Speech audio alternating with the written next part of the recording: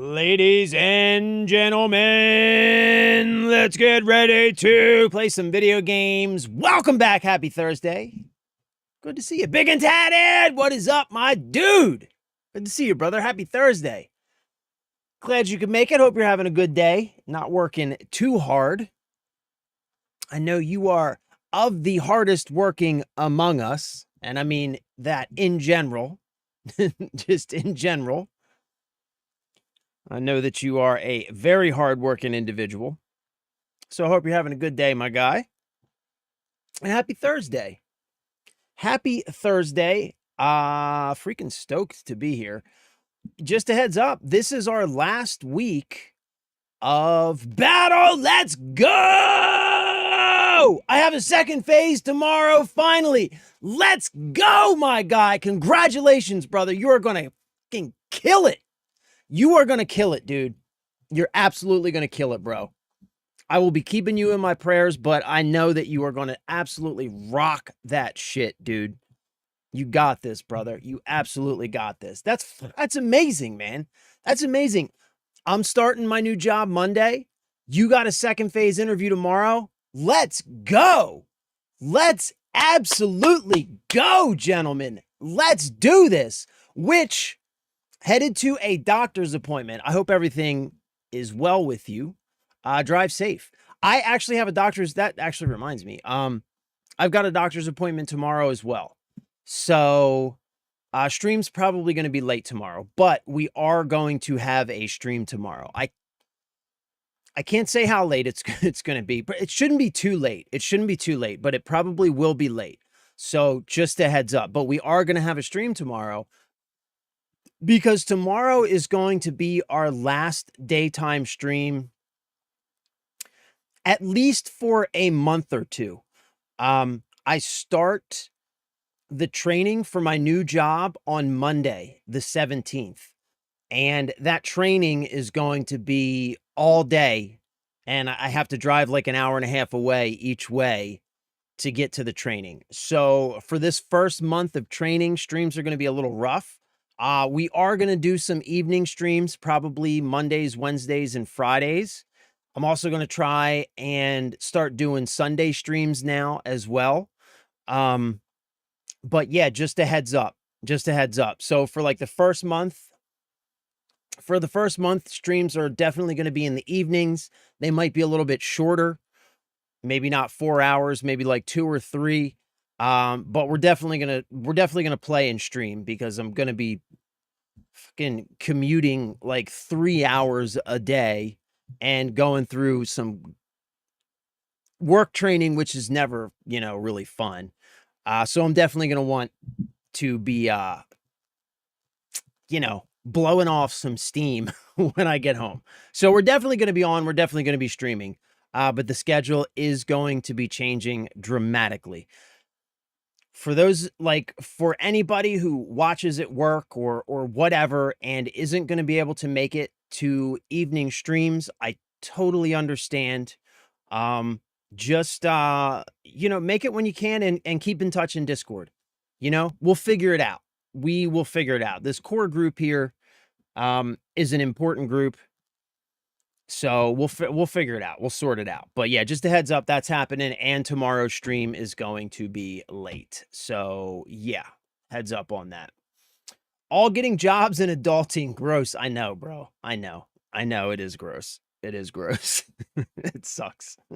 It really does suck. But it's sorely needed. My wife is still looking. It's hard out here for a pimp, bruh. It's hard out here.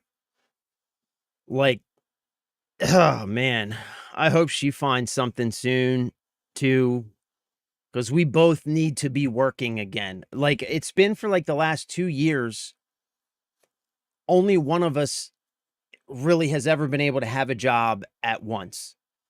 And back when her and I were both working full time, we were doing pretty well and we were able to put together some savings. But over the last 2 years, we've just been slowly going through that, because one of us isn't working, the other one is, and savings is what we've been using to make up that slack. And now we're like getting to a point where that buffer is like gone.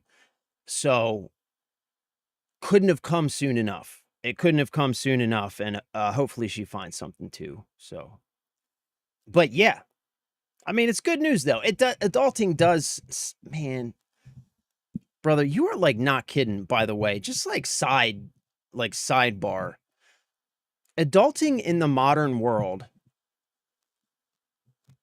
it's like intentionally designed to be as soul crushing and as stressful as possible. I believe that. I believe that. Like, maybe call me a conspiracy theorist or whatever if you want.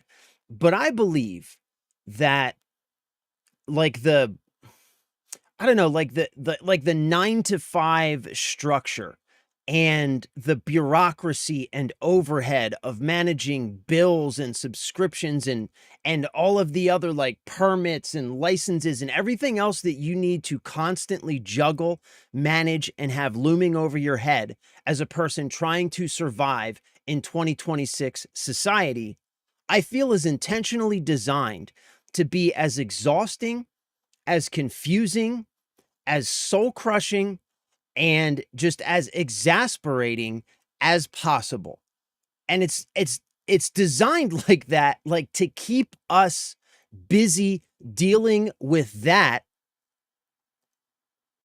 so that we don't have time to like poke our heads up above water, look around, and really take in just how much we're being screwed.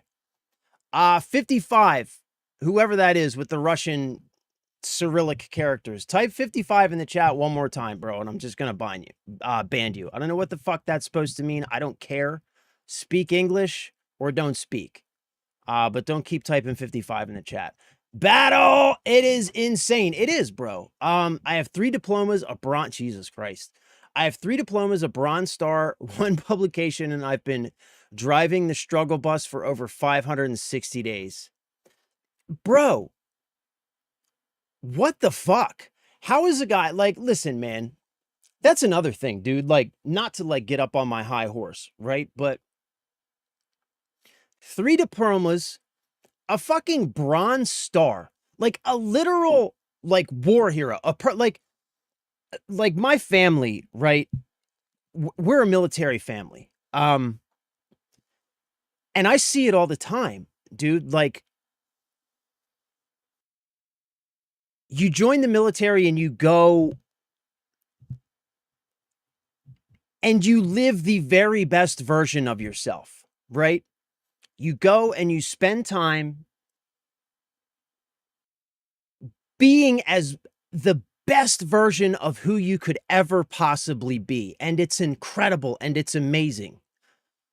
And then one day they open the door and you walk out.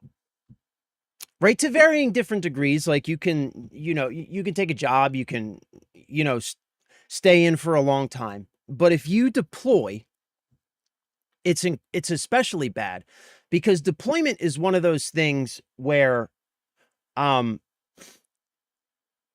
though it can be awful, you're pushed to be the best version of yourself. And you go and you make all of these sacrifices, right? You push yourself to be the very best you that you can be. You lay all of that shit on the line voluntarily, right? Voluntarily, to go and serve the greater good of your country, what, blah, blah, like whatever that whole spiel is, right? And then like one day it's just over and you're unemployed. Like, what? Like, how is that fucking possible, bro? Like, how is that possible? That should never happen. Never happen. First and foremost. Secondly, even without that, the fact that there are so many people out there, bro, look, man, people out there with, like you, with diplomas and not even a Bronze Star, right? Who can't get jobs at the Dollar General right now. Like, how did we get here? It's crazy, bro. I don't know. I don't want to get into it too much because when I start getting into politics, it's like I try and stay away from that stuff on the channel. But you know, it's insane, man. It's insane. The state of our society, the way that the people in charge lean on like the middle class, the backbone of society so hard, and we're just expected to carry that weight and we get nothing in return. Can't even find jobs. Like, it's insane, bro. It's legitimately insane. You are too young to retire though, man. You're like my age, dude. Yeah, you get bored retired, bro. You get bored. You got to have something, you know? You motivate the shit out of me. I don't know why, but I'm glad to hear it, bro. Keep going. You're the man your parents envision. Hey, thank you, bro. That's a hell of a thing to say, man. Thank you for that. I appreciate that, bro. I think there's a lot that I don't live up to, and a lot of ways that I could be better. A lot of ways that I could be better, but I appreciate that, man. I appreciate that, bro.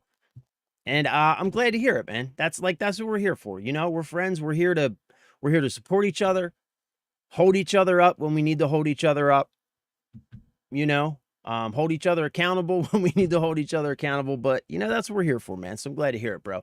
Sanchez, I love you too, brother. I love you too, bro. Happy Thursday. Good to see you. I hope you're having a wonderful day. Happy Thursday, man. I love you too. Are you feeling better?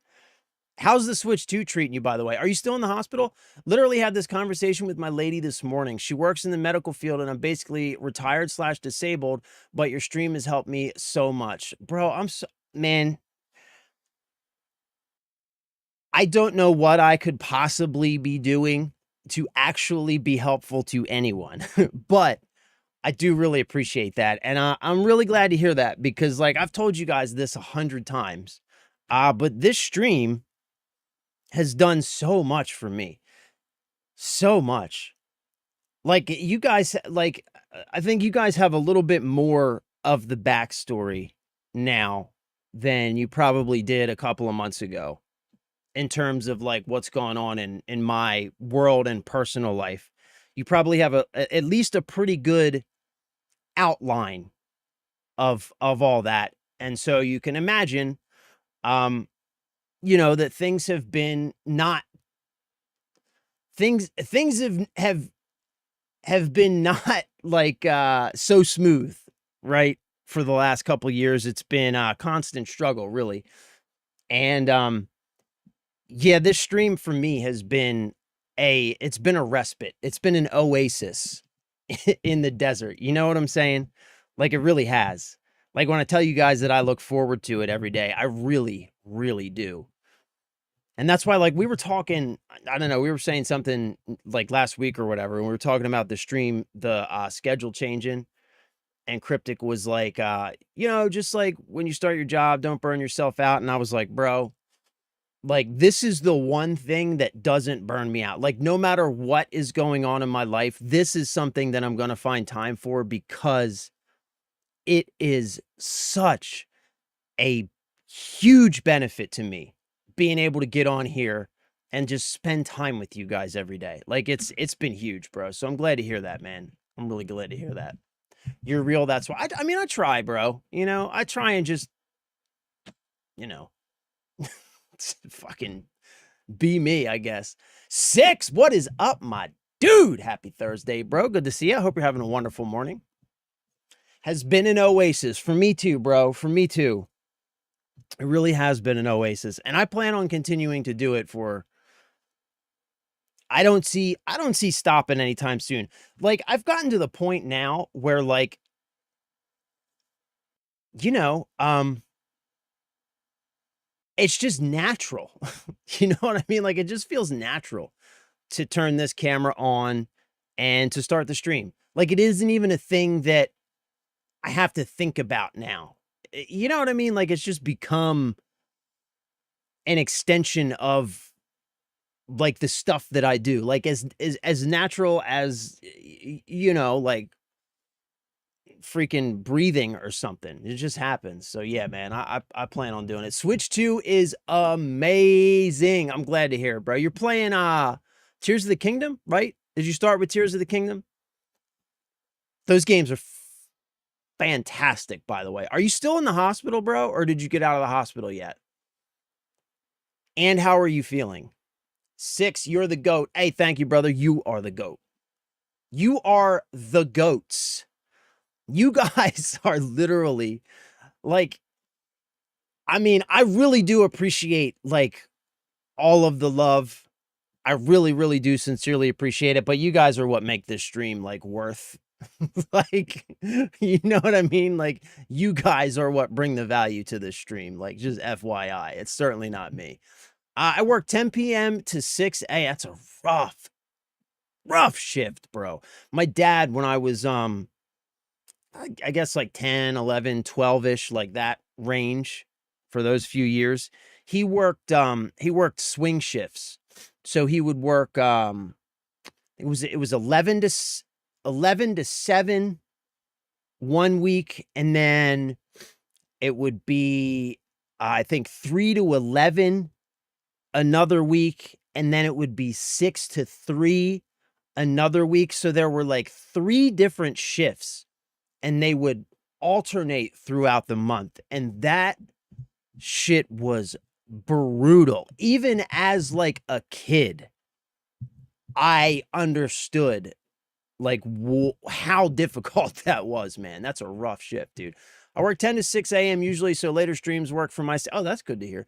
I usually pop on when I wake up quick to show support and give your viewers my... Hey, I appreciate that, bro. Stand by you shoulder to shoulder. I appreciate that, my brother. I really do. I really do. Well, I mean, that's good news then.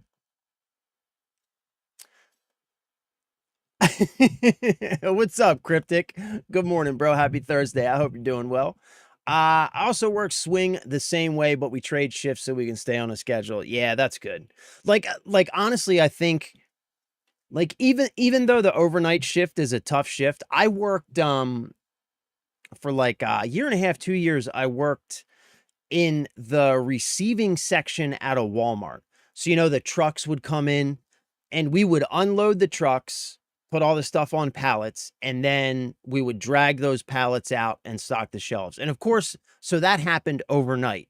So I worked that shift. It was, what was that? That was a really weird shift. It started at 7 p.m. and ran to 3 a.m. So it's a really weird shift. Really weird shift. But I worked that for like, it's like 18 months, 2 years, something like that. It was a decent little stretch.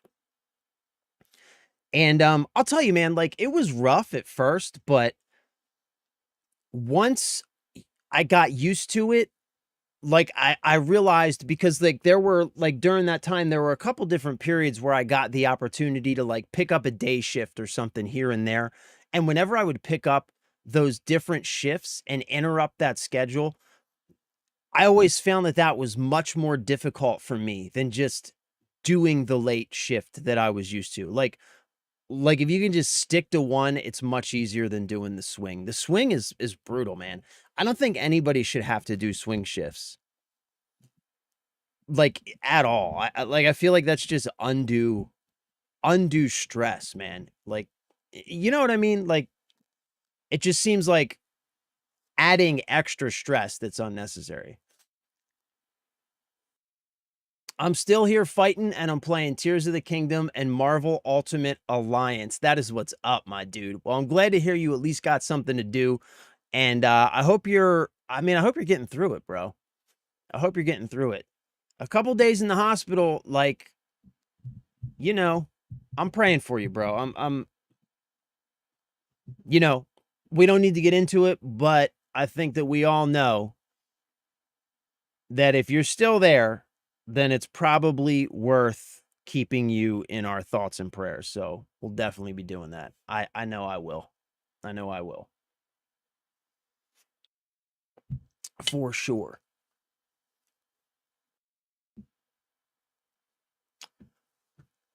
No, you're the goat. You inspire people, man. Thank you for that, bro. I don't know how or why, but like I legitimately appreciate that. You're one of the reasons I got back streaming and doing content again. That's fucking awesome, man. That is awesome. I'm so glad to hear that. Like every time I don't get asked this often, but I've been asked like a couple times. I've had people like pop in and ask me about making content. And like anytime somebody asks me like about making content, like I've been thinking about making content, should I try it? Or like what's the best way to get started making content or whatever? Like my answer is always just do it. It's like it's certain I think it's not for everybody. I'll say that much. It's definitely not for everybody. But I think it's worth anybody giving it a try at least if you are have ever even had an interest or a thought because it can be it's like it can be one of the most rewarding and also one of the most brutal things that you could voluntarily do for yourself.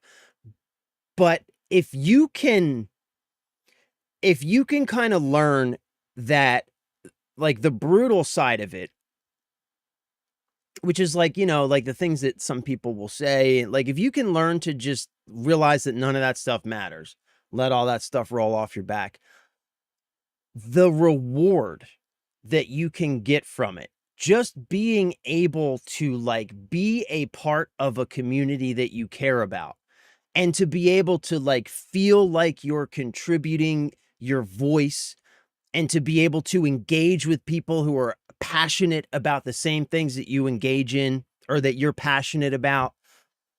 I don't know, man. It's incredibly rewarding. It's a really, really cool thing. It's like one of those things for all of the crazy shit that technology has introduced into our lives. This is one of the truly amazing miracles of modern technology. There was a you guys probably know who this guy is. He kind of like went off the deep end, but Boogie2988. You guys remember him? I used to love him back in the day, man. I used to love him back in the day because I thought it turns out that well, I don't even know if that's true. I think like maybe he just has got some issues or I don't know. But I used to love him back in the day because he was just like this down to earth dude who would just talk about stuff that he cared about, right? And I really loved him. But the way that he would open all of his videos is he would say it was something like Boogie2988 coming at you once again live through the power of the internet. And that like that opening line always resonated with me. Like for him maybe it was just something that he said, but for me it like it always resonated, man. Like the power of the internet.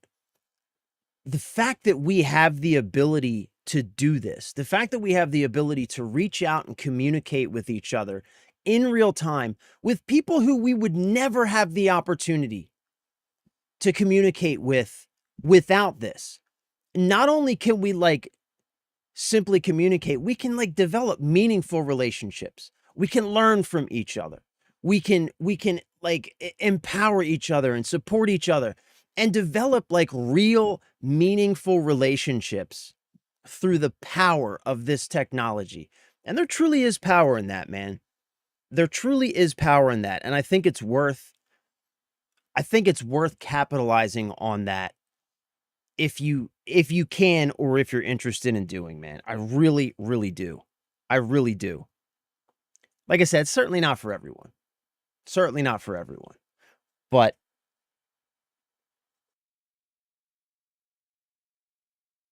it's worth it. It's worth it for those people who I think are interested in it.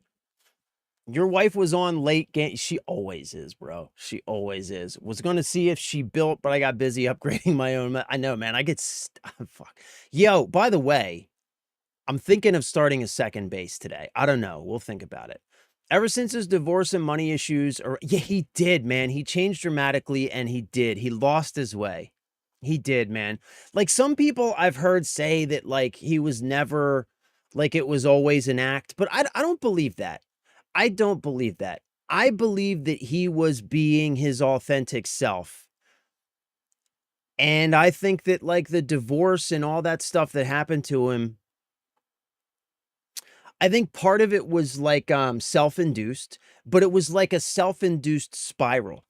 Like one thing happened and instead of being able to recover, he like went into like this like offensive mode and would just make it worse. And that just kept happening over and over and over again. It's a really tragic story, man. It really is tragic what happened to him, what he did to himself. Like I don't want to say what happened to him because he certainly holds a significant amount of responsibility in that. But it is tragic, man. It really is.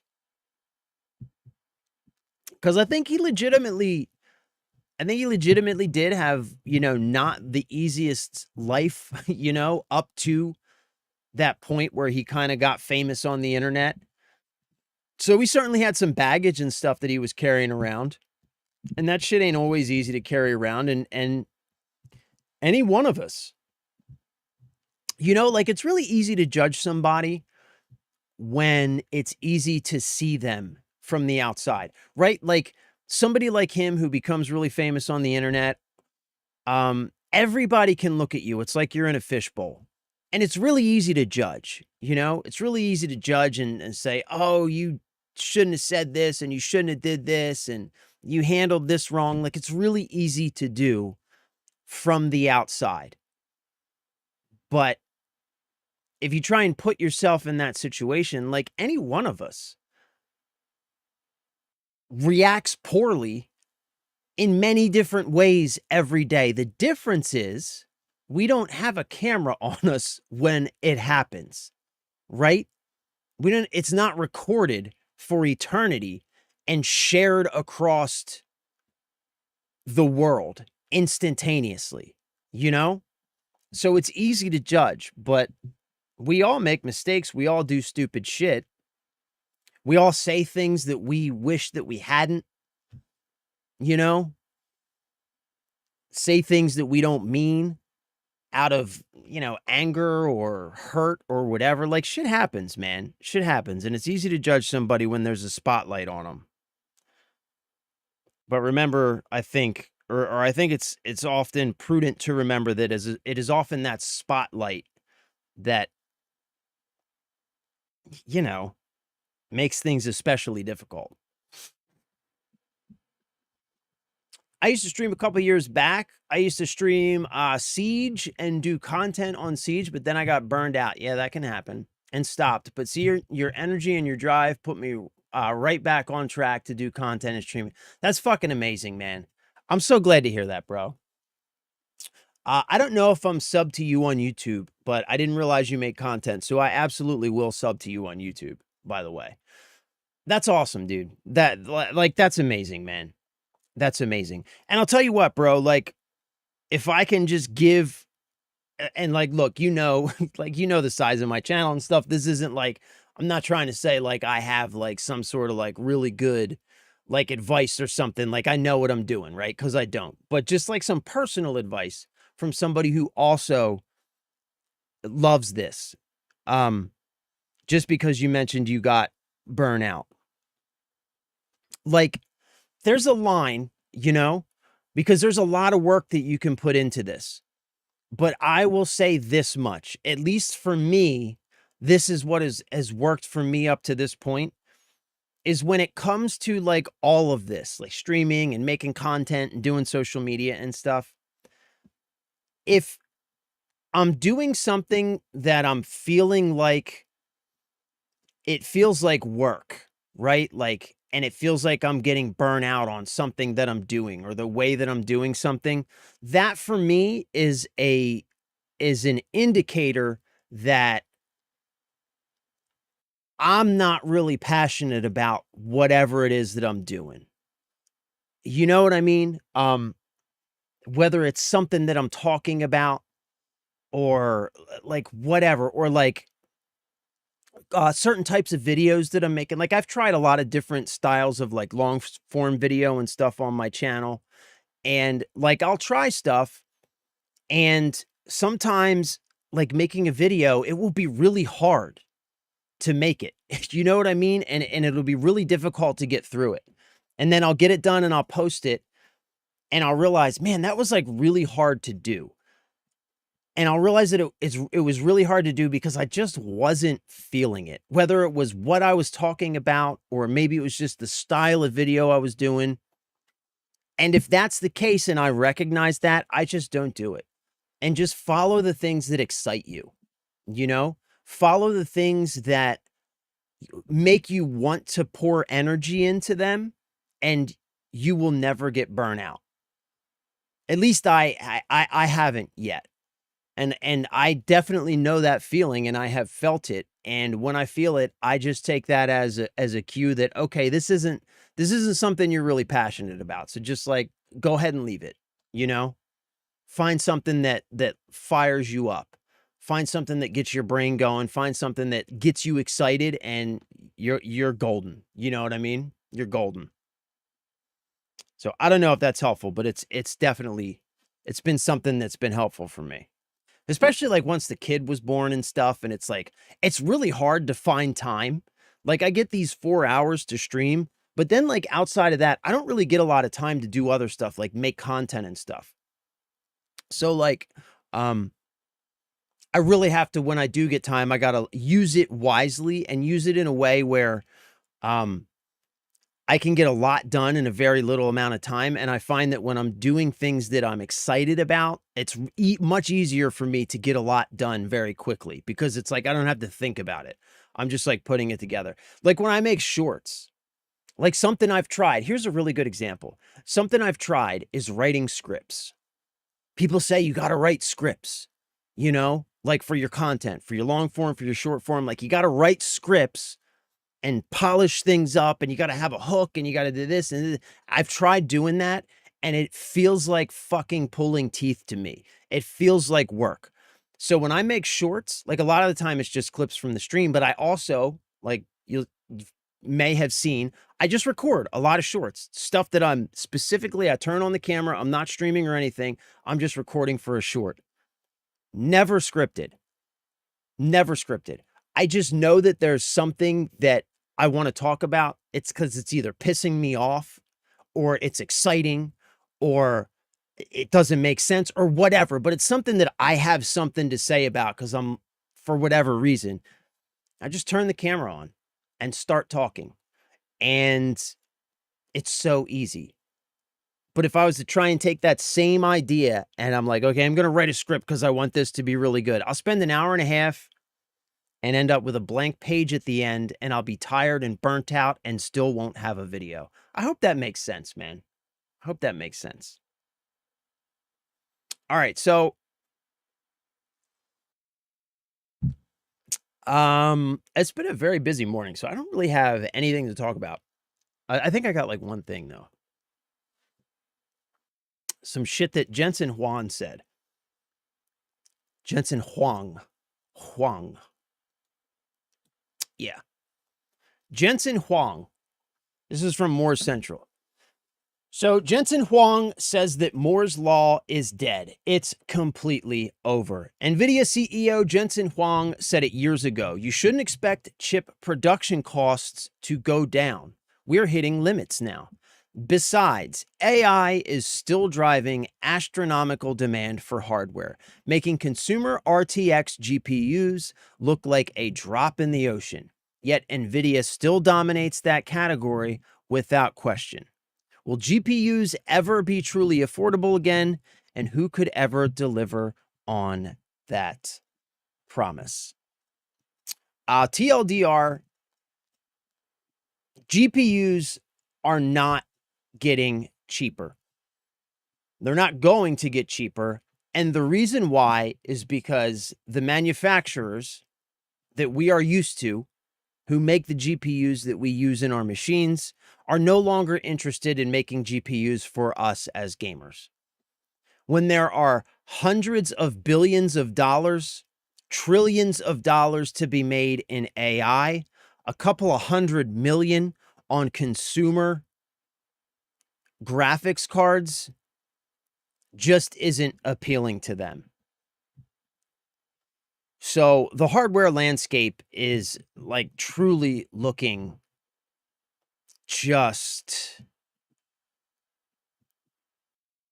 apocalyptic, man. Apocalyptic. And I don't think it's going to get better anytime soon. What we need, I think, and this kind of ties into the same thing that we've talked about in the video game space, like the actual game publishers and developers and stuff. What has been lost in the industry, across the industry as a whole, publishers, developers, hardware manufacturers, is the passion, right? NVIDIA started out as a company that made GPUs, workstation, and consumer GPUs, and they made them with passion, and they made the best ones available. Now their passion is elsewhere, money. And there's more money to be made in AI. So they're no longer interested in innovating or selling RTX GPUs to gamers. They just have no interest in it. So what we need, I think, man, is like, we just need something new. We need a shakeup, you know? And like, it feels like at this point that's like impossible, because how do you even get into the hardware business? Like, how do you get into the business of making GPUs? I don't even know if it's possible at this point. But like, that's what we need. There's an article behind this. There's a little bit more to it. So, quote of the day by NVIDIA CEO Jensen Huang. Moore's Law is dead. It's completely over. Will GPUs ever be affordable again? No. The answer is no. GPUs are not going to be affordable again, at least not in the near to medium term future. The line was drawn years ago. Moore's Law evaporates while AI demand soars and consumers are left paying the price, as we always are. Always left to carry the burden. Mourning the concept of affordability in the custom PC building scene isn't a new trend. On the contrary, the eulogy for Moore's Law was read years ago, around when hardware like NVIDIA's high-end GeForce RTX 40 series graphics cards came with astronomical prices, and possibly even earlier than that. Moore's Law is dead.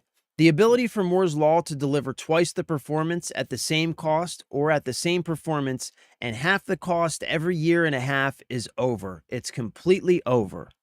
Jensen Huang, 2022. If you've never heard of the term, named after Intel co-founder Gary Moore, it's a prediction, not really a law, of how computing power increases every few years by doubling transistor counts without a severe cost impact. Anyone who follows graphics cards, RAM, or storage prices knows the dream is over. And this is partly true simply because of physics, right? Essentially, the really, at least the really simple way that I understand how processing units get faster is that they get smaller and denser, essentially, right? You pack more transistors onto a smaller die, which allows more computations to be made. And the smaller die, like literally physical distance matters in the communication of those computations. And like eventually you get to a point where like things get so small and so dense that it becomes more and more difficult to make significant improvements in the process. So like part of this is just like physical law, right? And we can't really blame these manufacturers for that. But the other bigger part of it is that there is a supply and demand factor that has a significant impact on the price at the register. And the fact is, they just don't want to make these consumer grade GPUs because they would rather make components for AI data centers. And of course they would, right? But that's what I mean when I say the passion is gone. They're now just chasing the mighty dollar instead of trying to make something cool because they're interested and passionate about making something cool for the customers. You know what I'm saying? Whether or not it's true, I will never trust the guy selling the product to tell the truth about if it can be produced cheap. But that's a fucking, facts, Jeff. Facts, brother. Yeah, that's facts. Never trust the guy selling the product to tell you about why the product is priced the way that it is. Yeah, certainly never trust the guy selling the product. That's true. Ben, whoa, what is up, my dude? Happy Thursday. Welcome back. Good to see you. Hope you're having a great day. So this is the really big factor. On a more widely known subject, the demands of generative AI quickly became obvious as more models were widely adopted, and building them on local hardware is how that all gets started. Since then, our sister site, Tom's Hardware, has watched GeForce RTX 50 series GPU prices spike up by 39%. Sure, MSRP always felt like a suggestion rather than a rule with GPUs, but it's getting worse. Here is a GeForce RTX 5070 12 gigabyte. This is a 5070. This is like the mid-range option. $839.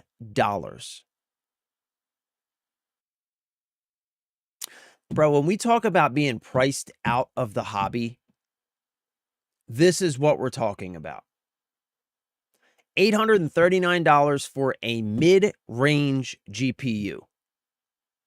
I've got a 4070 in my machine right now. This is supposed to be the enthusiast option. The one that gives you more performance than like the baseline model, but that is still affordable enough that somebody who is an enthusiast and wants to spend a little bit more money and gets a little bit more performance can still afford it before you get into like the 80 and 90 series, which are astronomically more expensive. This is the enthusiast option, almost $1,000 for a single component. And that's because they don't want to sell you this anymore. That's the important thing to take away from this, is that NVIDIA no longer wants to sell you this graphics card. They don't care that the mid-range GPU is selling for nearly $1,000 because they don't want you to buy it. They don't.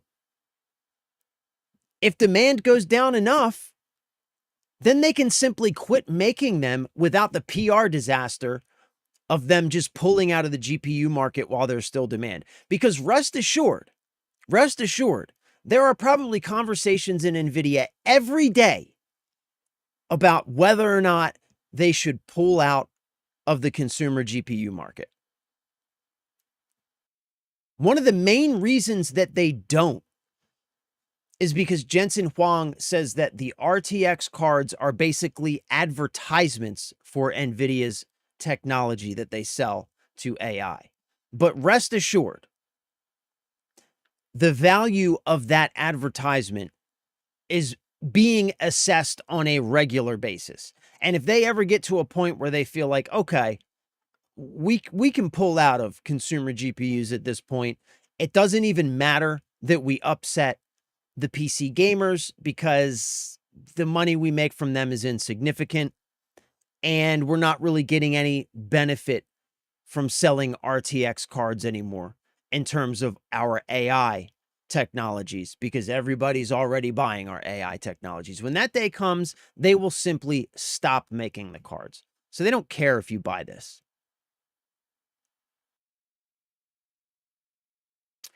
As it stands, encouraging novices to build their first custom Windows rig is particularly difficult because it usually means settling for the absolute bare bones entry-level GPU to stand a chance of keeping your build under $1,500. Absolutely true. Absolutely true.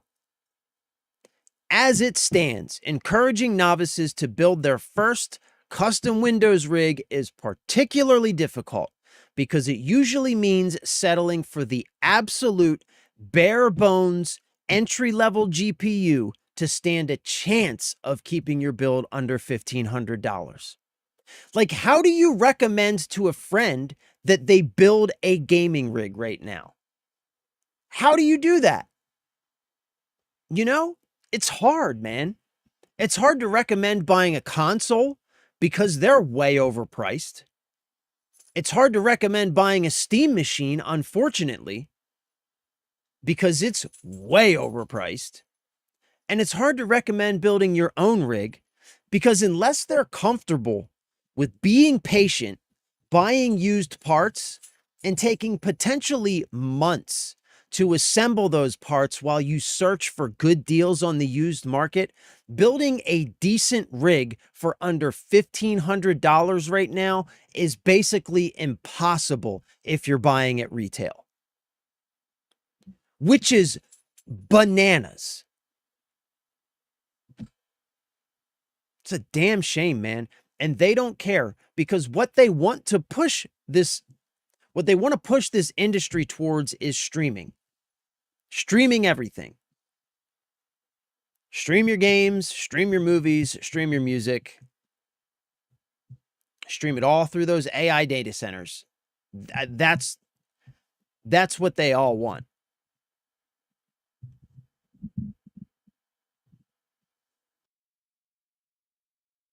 Yeah. Anyway, it's a damn shame, man. AI is just the worst thing ever. I agree. I absolutely agree. And I agree, like, for a couple of different reasons. For one, because there is no benefit to us as like normal individual people in the marketplace. Like there's no product that AI enables that's really valuable to us as just normal people. There's nothing that makes our lives a whole lot easier. There's nothing that improves anything in substantial, significant ways. Like there's nothing that AI has to offer the normal individual, right? Nothing. Nothing at all. And then on the other side of it is the thing that AI is truly about, what it's really being built for: surveillance and control. Right? So it's like, for the normal person, their AI offers nothing but like heartache and pain. AI truly is awful. And it's the herald of the dystopian future that people like Orwell and Huxley warned us about. It really is. That like might sound crazy or extreme, but it's the truth. AI is the herald of that dystopian future that Huxley and Orwell warned us about. It's what's going to enable Big Brother. You know, like 1984, 20 years ago, you read that and Big Brother seemed crazy to have that kind of surveillance and control over people's lives. AI enables that with ease. AI can do things that Big Brother could only dream of. That AI infrastructure is going to make Orwell's Big Brother look like the light version. If you haven't seen, motherboard prices are starting to spike too. Jesus, no, I haven't seen that. To add, Windows OS prices are going up 7 to 10% for OEMs. Jesus, which is causing pre-built systems to go up even more than they have done so already. I feel the NVIDIA money circle is purposely causing this to make a harder push of virtual compute. I agree. I agree. Yeah, that NVIDIA money circle touches like every aspect of the industry, right?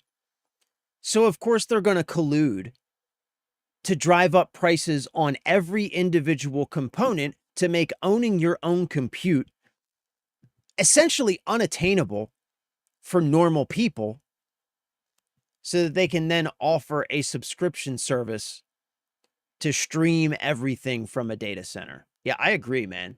They are literally only going after profits. That's right. That's the only thing they care about. They could have easily taken money and split the company into commercial grade and industrial grade facilities. 1000%. Built another compound and added on to it. Absolutely.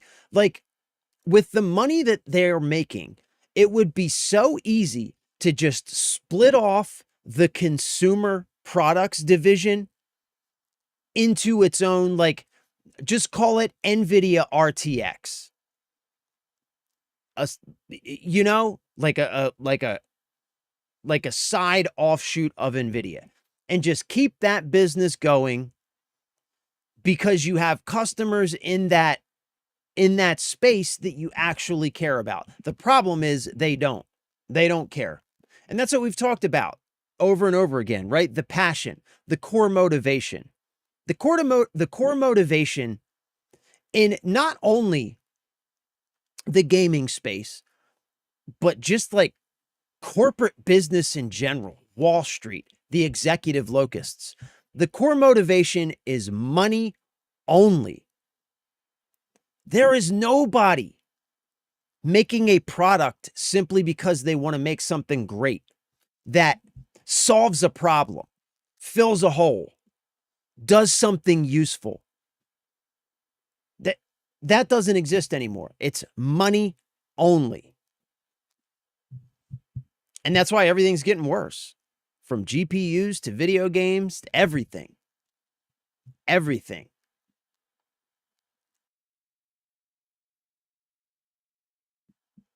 The greatest invention in mankind is the internet. The second greatest invention is absolutely AI. There are so many other industries that this is useful for on a day-to-day basis. Mental health, legal assistance, marital counseling, medical advice, educational benefits for all levels, cooking, shopping, personal finance, personal training, writing assistant, better decision-making, DIY, so much more. I could not disagree more, Battle. I don't know if you're being like facetious or not, but I couldn't disagree more. I couldn't disagree more. The only thing that AI does, at least in its current iteration, is it takes things and ideas that have already been created by humans, and then it remixes those things into worse versions of themselves. So yeah, I couldn't disagree more. I agree on the internet. The internet has been a great invention for all of its woes and for, like, you know, all of the, there are that, like with anything that is truly powerful, there are extremely consequential upsides and extremely consequential downsides. And the internet has both. But at the end of the day, like we talked about at the beginning of the stream, that power of the internet, what the internet enables is truly incredible. I couldn't disagree more, though, when it comes to AI. Couldn't disagree more. AI doesn't create anything on its own. It is only able to steal from individuals and then use that stolen information to remix it into an inferior version of itself and then serve that up to individuals. So yeah, I disagree, bro. I disagree. Especially mental health, marital counseling, medical advice. Now, don't get me wrong, right? There are uses for AI, absolutely. In many industries, there are definitely uses for AI. Like for instance, the medical field is one where AI can be especially powerful and useful. You know, when it comes to like feeding AI like x-rays and CAT scans and stuff like that. It can very quickly identify things that may be very difficult for humans to find, but the thing to keep in mind is that because AI is only ever going off of pre-existing data created by humans, especially in fields where it really matters, like the medical field, you absolutely then need to have real people go back and check the AI's work. So in some instances, AI can give like doctors, for example, a really good head start and show them some things to look at. And they can then confirm that it's either right about this or maybe it's wrong about that, etc. Same thing with coding, right? AI, one of the first really big uses for it was that developers were using it to create code. And then we learned that the code that it was creating is absolute dog shit. And developers were spending more time going back and fixing and correcting that AI generated code than they would have spent simply writing the code themselves in the first place. And of course, it will get better and will offer like truly will be a legitimately useful tool for some of these things. And it can be, we've talked about, I've admitted this on many occasions, it can be a legitimately useful tool in a lot of different industries.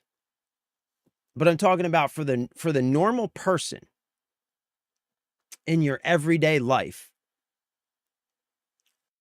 I don't think that it has much to offer at all.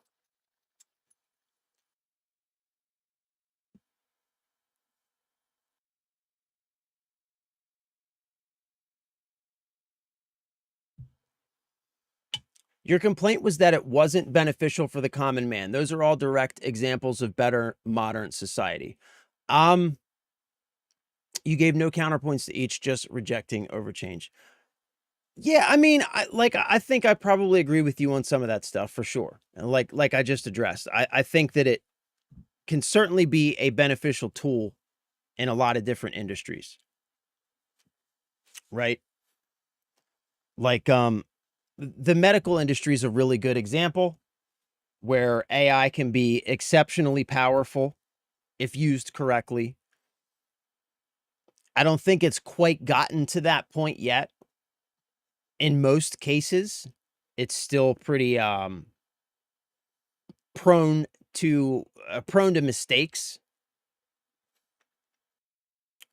But certainly, you know, that could be beneficial to normal people if you can go to the doctor and get a better diagnosis for sure. Yeah, I'll agree with that. I'll give you that. It opens doors and windows for people that can't understand those complex problems. Financial benefits alone, like starting a budget, the medical advantages are exploding. Opens doors for is this Fortnite? No. No. What's up, Kepper? I don't play Fortnite, bro. It opens doors and windows for people that can't understand those complex problems. Yeah, I'm not sure what you mean by that. Financial benefits alone, like starting a budget, the medical advantages are exploding. I mean, I guess, sure. Like if you could maybe feed your financials into AI and yeah, I guess get a budget back out of it. Or you could like ask a friend to help you make a budget. That's the issue. It's profit over substance and creativity, the death of art. It's really sad. Yeah, 100%. The corporatization of like everything is I don't know. It's just a shame, man. Let's not forget you're only exposed to the public version of AI. That's true. The bigger systems are far beyond what that offers and will become available to us one day. I guess, like my big thing is I think that I would concede that those are all really good points, for sure. Yeah. Like, and like when it comes to like just offering something to people through being used as a tool in different industries and being applied well, absolutely. I can agree with that. There are benefits, and it can be a very powerful tool. I think that for the most part, the implementations that we have seen in industry have mostly fallen flat. Um, the potential in the medical industry, I think, is incredible. Um, However, I'm not like honestly, I'm not aware of any truly significant like actual contributions or breakthroughs that it's made. I know that the potential that's talked about is really significant. But all of that aside, I would I would say that I think my biggest issue with AI is that the downsides far outweigh those benefits, at least in the way that it is being pursued right now, right? At least in the way it's being pursued right now. I think the downsides far outweigh the benefits. Flock cameras. I mean, like, look, man, surveillance, control, profiling, invasions, like zero privacy, violations of several constitutional rights, not to mention just like the physical downsides of these data centers. Like we've all probably seen the examples of these data centers being built in small towns in the so-called flyover states, right? Where people who have lived in these towns for generations are now being forced to live next to these huge data centers that are causing noise pollution, air pollution, water pollution, driving up energy prices, driving up utility costs, killing animals, farm animals dying and going crazy from the noise alone. Like, if that's the future that AI is offering, I'm just not interested, bro. I'm just not interested. Find a better way to do it. Like, find a better way to do it. Again, like just the simple fact that the costs of these data centers, as always, are being passed down to the individual. People are paying higher energy prices because data centers need more power. People aren't able to water their lawns, feed their cattle because data centers are using water. People's wells are going dry because data centers are using all the water. Just no. I'm not okay with that, I'm just not okay with that. And all of this is happening, and the people that it's happening to have no recourse. They have no say in the matter because there's so much money involved that it supersedes their wants and needs.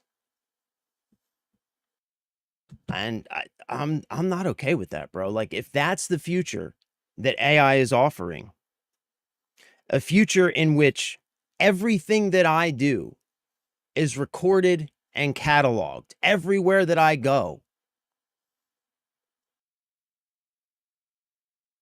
every purchase that I make, every book that I read, every movie that I watch, every video game that I play, everything is surveilled, recorded, and cataloged 24 hours a day, 7 days a week. so that a profile can be attached to me and who I am, so that I can be monitored, I can be sold to, I can be restricted in my commerce and travel based on my activities, habits, purchases, interests. Sorry, you already bought 1,000 rounds of ammunition.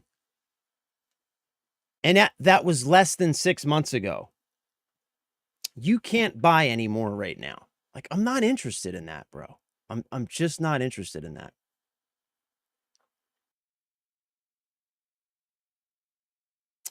Benwo says, I don't know how anyone can support and defend AI. It's never been needed, nor is it needed now. Madness. Yeah, I mean, like, I get the points that Battle's making.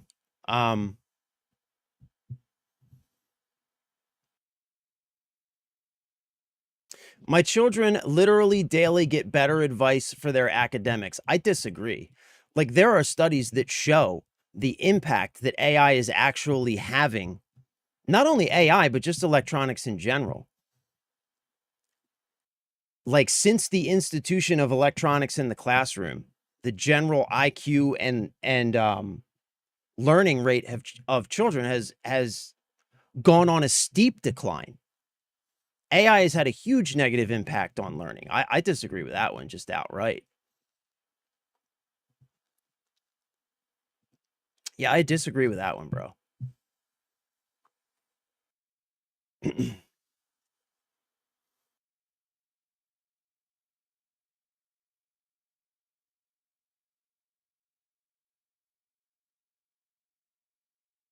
If you think that this is the first time in your life that everything hasn't been monitored and recorded, you're delusional. Now, I don't think that, but I don't want it to get worse. They've been tracking people's movements and spending habits and health for 50 years. Yeah, and I like AI makes it so much easier to do it, and it enables them to do it in a much more robust and complete fashion. And that's what it's really being built for. Like, if you want to talk about delusion, if you think that AI is being built so that you can get a better cancer treatment, then you're delusional, bro. Like, you know, it's not being built for that. That might be a side effect, maybe, maybe it can be helpful in some, some of those cases for sure. But that's certainly not why it's being built. And you know that. We both know that. Yeah, education has definitely not benefited from AI. It's apparently had a pretty substantial negative impact. And technology in general, since computers and tablets and stuff have become like regular staples in the classroom, it's apparently had a pretty substantial negative impact on children's like ability to learn and retain information, pay attention, stay on task.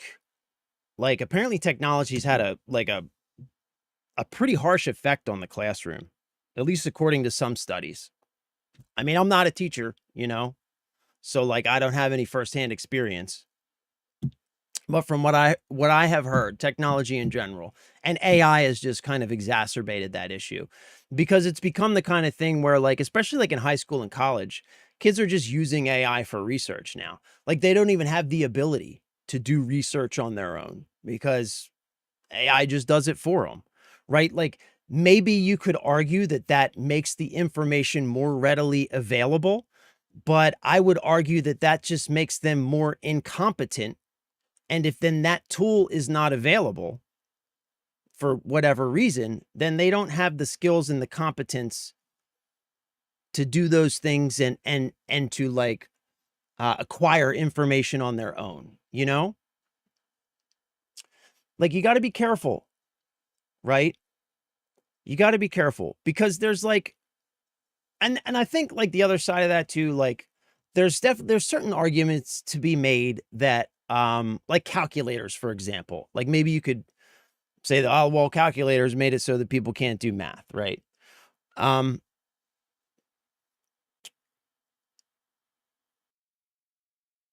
and so like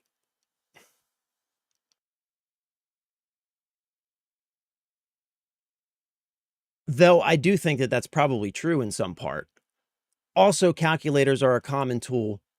And like, when are you not going to have access to a calculator, right? So you might say, well, that's fine because AI is just going to be available to them. But there's like a whole host. There's a whole host of like skills and like associated like problem solving techniques and stuff like that that like goes along with that are applicable in life in general that you're kind of shortcutting and that they're not getting by relying on some of these tools to do all these things for them, you know? So I don't know, I guess like with anything, you know? Yeah, I don't know, man. You got to weigh the pros and cons, I guess. Is it true that generative AI is being used in the new Tomb Raider? If so, I'm sorry, but I'm not buying it. I don't know. I don't know. I do know that generative AI is pretty commonly being used in video game development, like kind of across the board. And I would say this much.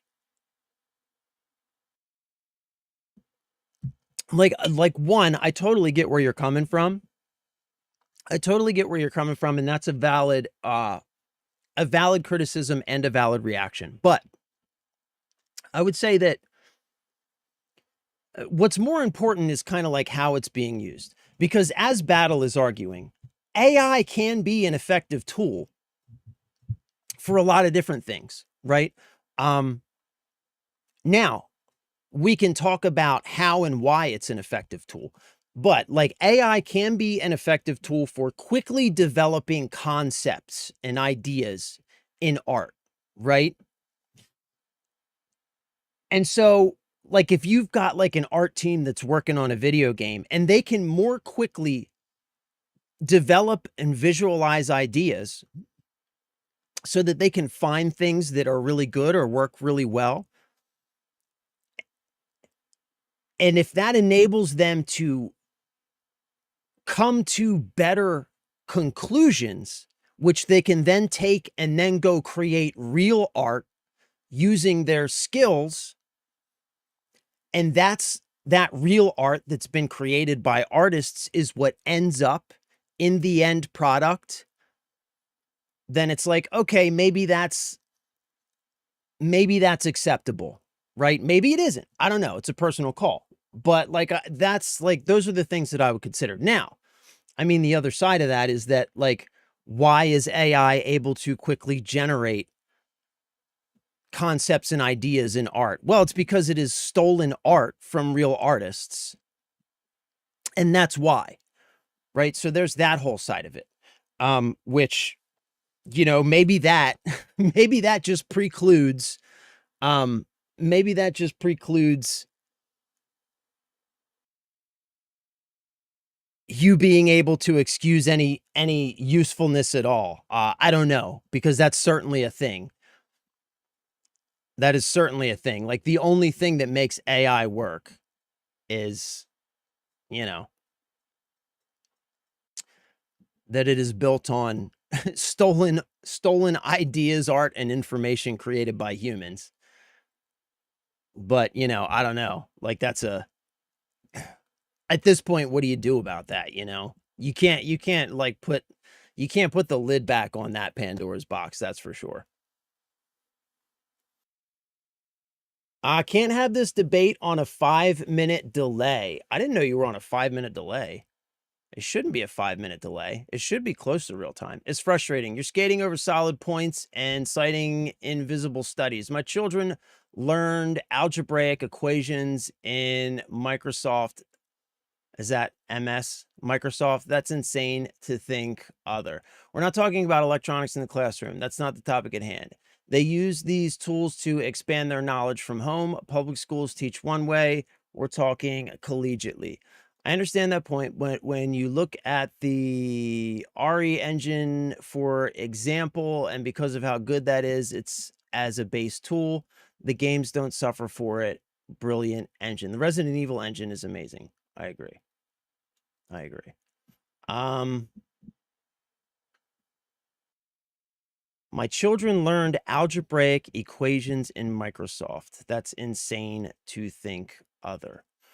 I don't know, bro. Like, yeah, I am citing individual studies, but like, you're also citing personal anecdotal evidence. Like, look, man, I think, like, one thing, I think you're right that to just excuse it wholesale is a short-sighted thing to do. But I also think buying into it wholesale is a short-sighted thing to do as well. Um, it is an incredibly powerful technology. And just like what we talked about with the internet, to excuse all of the many downsides. Like, listen, bro, like, here's like to say that, oh, if you think that you aren't being surveilled, you're delusional. Like, brother, do two wrongs make a right? Like, you know what I mean? Like, I don't get that, you know? That's like saying just because I already pissed in your cornflakes, so why don't you let me shit in your coffee? You're already drinking piss. Like, I'm good, bro. You know? I'm good. I don't want the shit too, you know? You know what I'm saying? It's like I don't get that, man. I don't get that.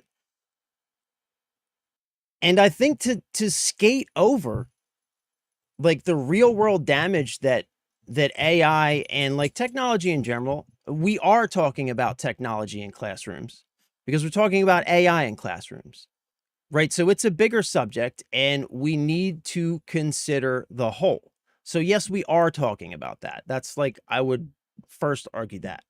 Um and if your kids learned algebraic equations in Microsoft, like that's cool, man. That's awesome. I'm glad they were able to learn that. But, like, you're acting as if they couldn't also learn that in a YouTube video, right? And then completely ignoring all of the negatives that we talked about when it comes to what AI has been doing in the academic space. There are real negative downsides, right? And I will concede that there are certainly positives. But to just ignore the negatives outright, I think is just as short-sighted as me dismissing it outright, right? That was certainly a short-sighted thing to do. I think ignoring the negatives is just as short-sighted. Oh, middle school. I saw MS and thought Microsoft, bro. I'm like, I don't fucking know. I don't know. Stolen art is awesome. So any portrait after what? The Mona Lisa is now stolen art. Brother, that is come on, bro. You're better than that. You're better than that. Come on, man. Absolutely everything is inspired by something else. That's not what we're talking about. That's not what we're talking about. AI isn't a human though, man. You know? Like AI isn't a person. AI isn't a person. It's literally taking pieces of things that people have created and like assembling it together into something else. And not only is it doing that, like that's one thing, right? Like we can say, okay, like that's pretty impressive, sure. But it's doing that with stuff that is been stolen from people who have made it with their own hands and like make a living making this stuff. And it's being stolen from them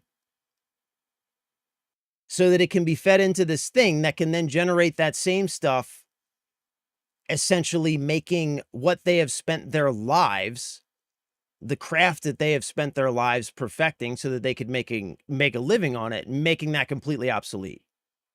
Right? Which is like, damn. You know, that's like, um, like as somebody who works in technology, right? I have on multiple occasions, I have trained the offshore contractors taking my job. That's shitty. And it sucks. And this is essentially the same thing, right? And like, I just like, I don't think that's super cool, man. Like, I don't think that's super great, bro. You know, that's my point. I don't think that's amazing. I don't think that's like incredibly impressive. You know what I mean? I can appreciate that there's a middle ground, but I'm still of the opinion that it's doing far more damage than good.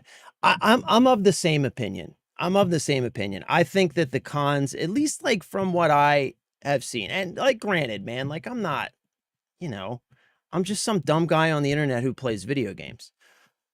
But my opinion, and that's all it is, based on my very limited knowledge, is that the cons outweigh the pros when it comes to AI, especially when I consider what this infrastructure can potentially and most definitely is going to be used for. I think the cons far outweigh the pros. And so, yeah, it's not something that I like. It's also not something that, like, I know I'm not going to make AI go away, but I'm also not going to sit here and celebrate it as mankind's savior and our hope for the future. Because I think that for everything useful that it does for us, I think there's going to be a heavy price to pay for that. I think there's going to be a heavy price to pay for that. And that's my main issue with it. You know, I think you're absolutely right, Battle. It was short-sighted to dismiss it outright, and that was not the right thing to say. And I concede a lot of the useful things that you brought up that it can do, absolutely can be useful, and it can be, and you know, I've admitted this many times, can be a useful tool in a lot of different industries and a lot of different applications, for sure. But I think the cost is too high. You know, that's kind of where I'm at with it.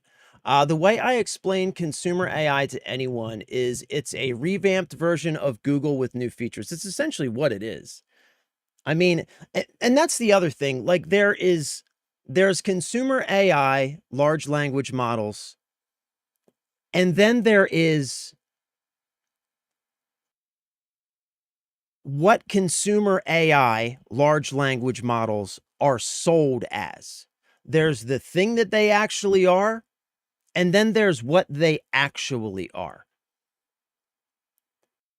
And what they actually are is not intelligent in any traditional way that we would call intelligence.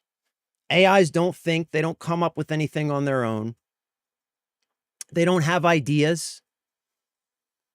What they are is essentially very, very advanced, complicated, multidimensional databases that are able to create very complex associations between things in more dimensions than a human ever could,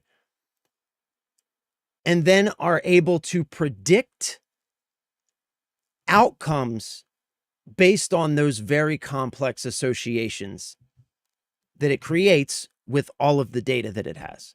Which is why, like, when you type in draw me X in AI, it's able to predict what that will look like because it has a very complex database connected to all of those different ideas and words that you put into it, and then it can generate something based on that. But it doesn't do any thinking. It allows for quick research, answers, and planning. Yeah. Unfortunately, used improperly to try and replace hard work and creativity, which brings adverse effects like Killing and slowing the mind. Absolutely. It may help you learn a new skill, but so does reading a book, which was probably deleted by that consumer AI. Exactly. By not physically reading that book, you also lose out on vocabulary skills, which can damage communication. Exactly. That's a much better way to explain what I'm trying to explain. Yeah, exactly. I agree with that 100%, Cryptic. Right? I agree with that 100%. Like, it can help you, it can give you a really fantastic summary of a book and its ideas, or a movie and its ideas. It can help you learn a new skill or whatever very, very quickly. But there are also a lot of things lost in doing so.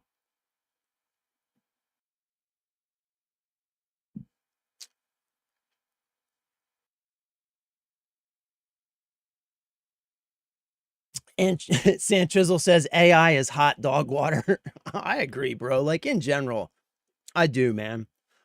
Like, again, like, I think it has some, and I think when applied in some areas, like, I think the medical example is a really good example, Battle, where AI might be able to do some, like, some really, really beneficial stuff for people if and when applied correctly to that field. So yeah, for sure. But I think in general, the cost associated with that, it just is immense, is immense.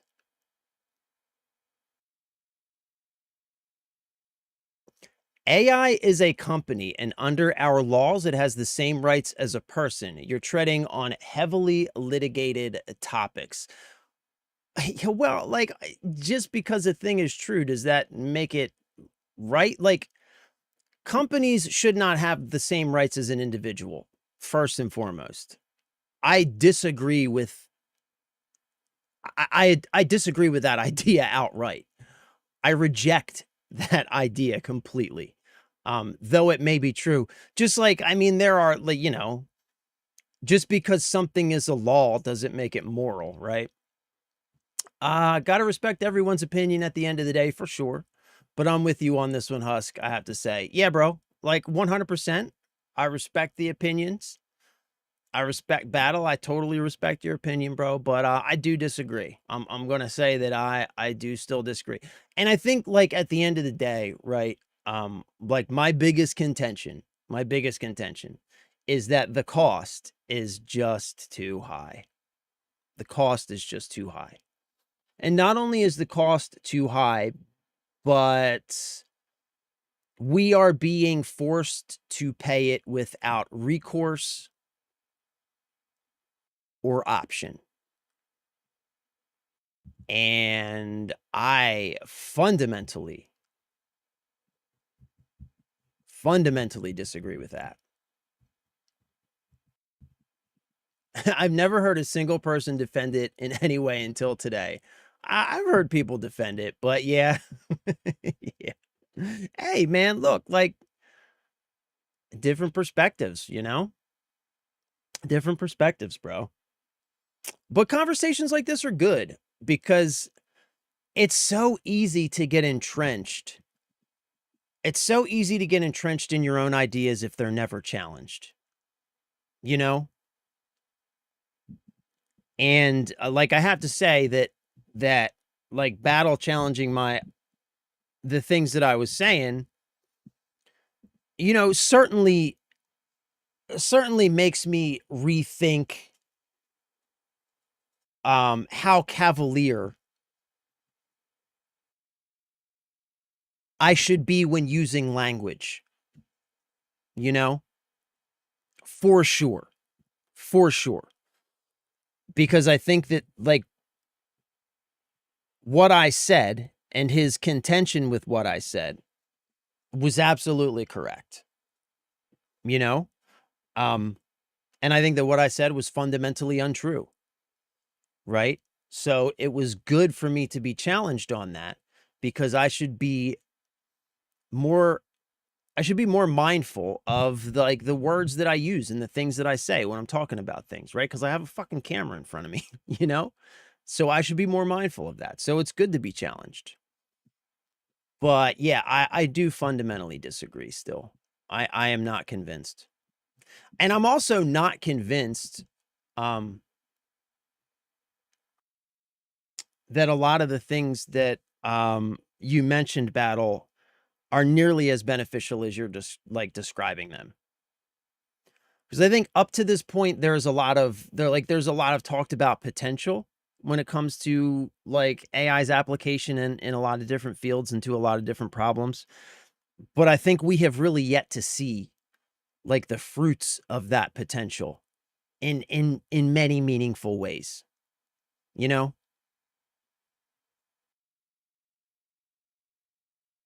Yeah, for sure, man. Like if we all agreed with each other all the time, then we wouldn't be very interesting, right?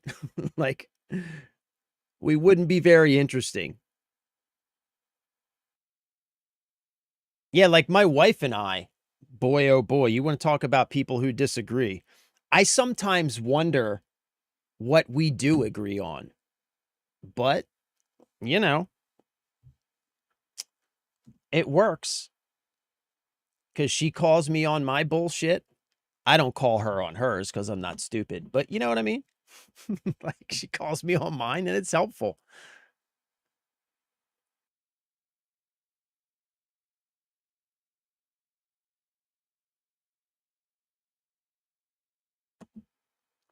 All right, you know what? Uh I'm going to start this up and I'm going to go use the restroom real quick before we start because Battle, I am drinking a lot more water. Thank you very much for that.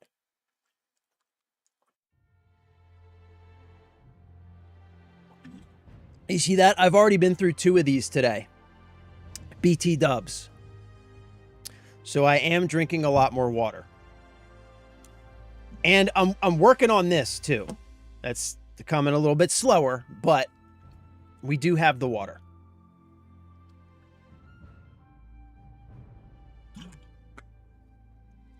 All right, I'll be right back. I got to use the restroom before we get started. Oh, my stupid fucking Stream Deck. I'm not even going to talk about that. Doesn't work anymore, so that's really pissing me off today.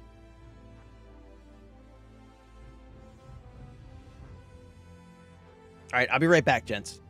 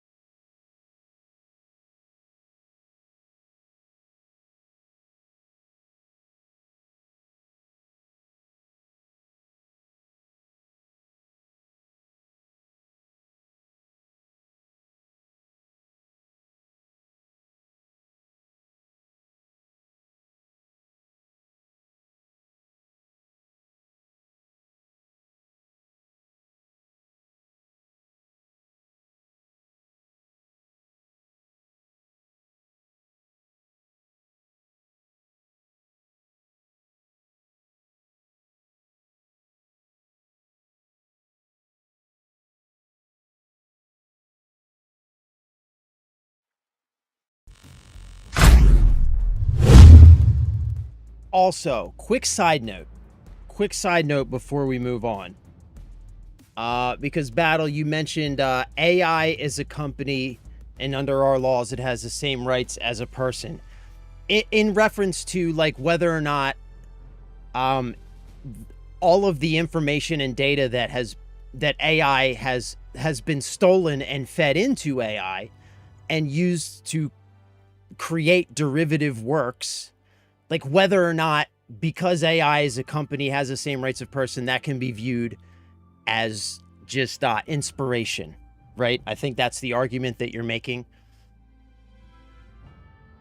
And I want to mention this because this one's especially important to me because hundreds of billions of dollars have been made off of these stolen works and ideas. AI isn't a company. AI is a technology.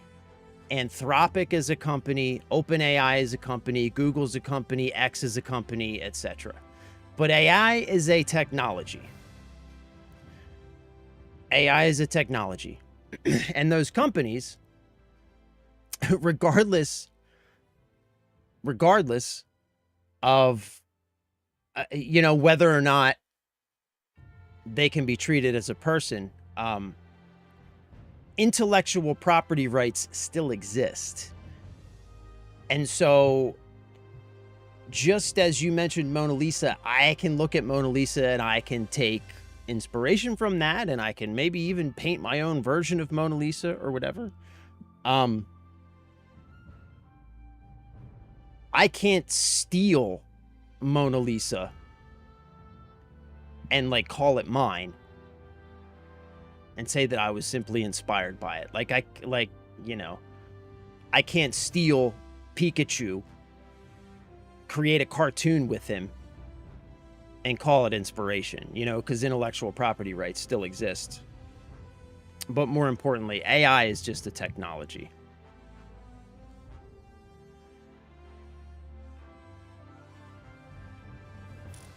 A shitty one.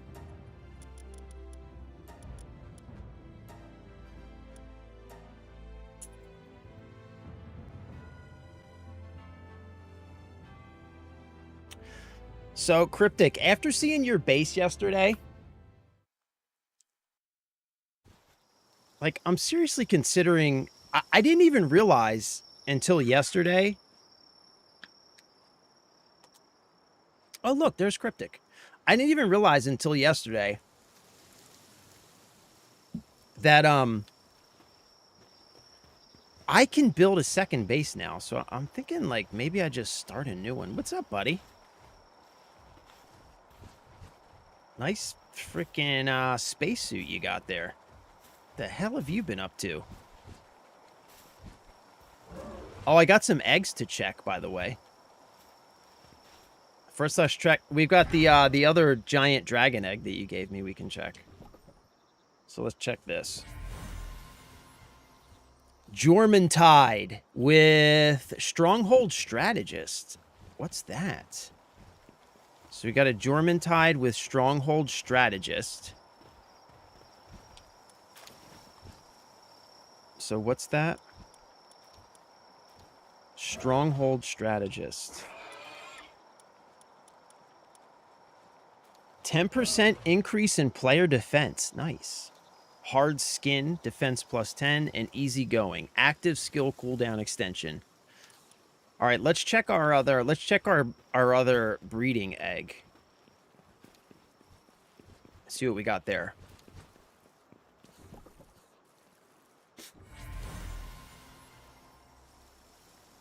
Lucky, fine furs, fit as a fiddle. Hold on. I think he got coward again, though. Damn, man, they keep getting coward. That sucks. I gotta get rid of that trait, man. I totally gotta get rid of that trait. All right, so this one got lucky, which is good. They keep inheriting lucky.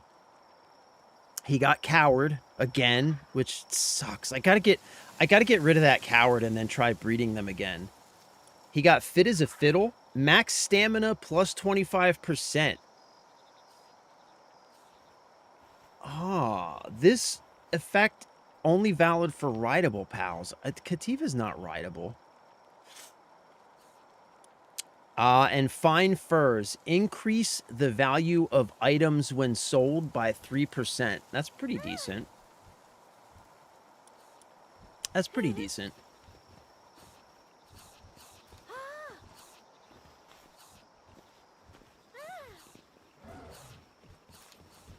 Let's grab another egg. Actually, let's grab 2 eggs. We're gonna hatch 2 of these bad boys. What's up, buddy?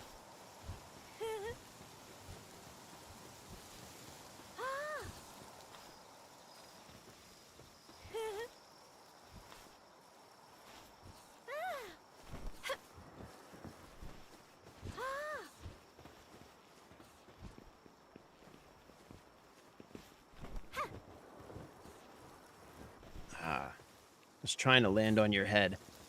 Oh, Broncherry saddle. Broncherry aqua saddle. Freaking sweet, bro. What is this? Broncherry aqua. Yakumo? Oh, it's another one of these dogs. Lunker. What's Lunker? Oh, bro. Here's what we have to do. Here's what we have to do. Here's what I'm thinking. Here's what I'm thinking. 2 things really quick because I need to run soon. I finished the framing on base 1. Should check it out. 2, I have things for you. Equip these 2 for when you pick up eggs from the breeding farm. Okay. And upgraded Yakumo to replace your other. Okay, so quick question. So do I need to be riding those guys when I pick them up, or just have them in my party?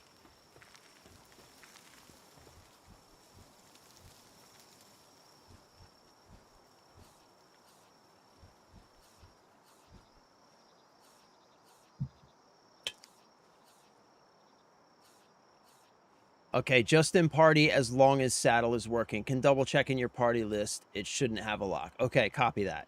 All right, because here's what I'm going to do. Here's what I'm going to do. Here's what I'm going to do. I am going to breed a pork chop and a Cat Williams.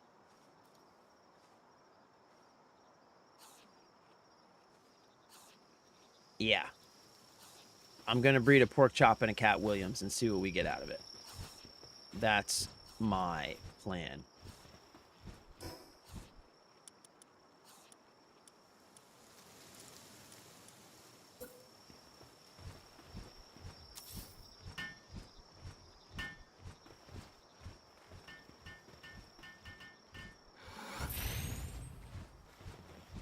Wait, come here.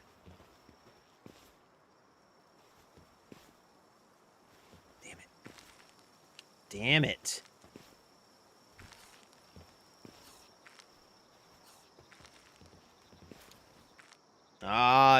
It won't let you do it. You just slide off. Yeah, you just slide off. That's lame.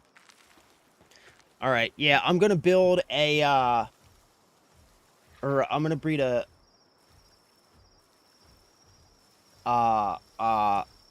Cat Williams and a pork chop.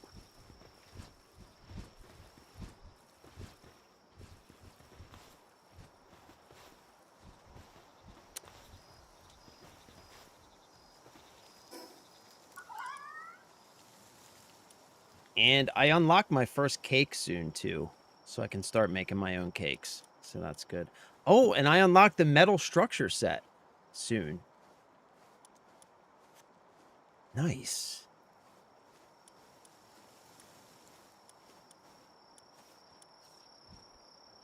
Broncherry plus Broncherry Aqua for the pickups. If that wasn't obvious. Yeah, I got it. I got it. I got it.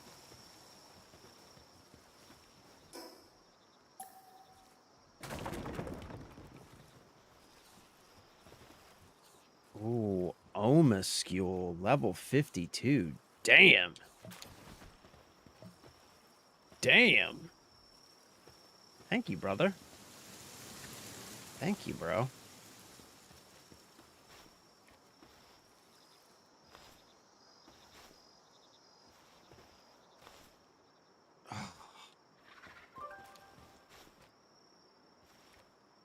Keep him in party when you adventure. Okay.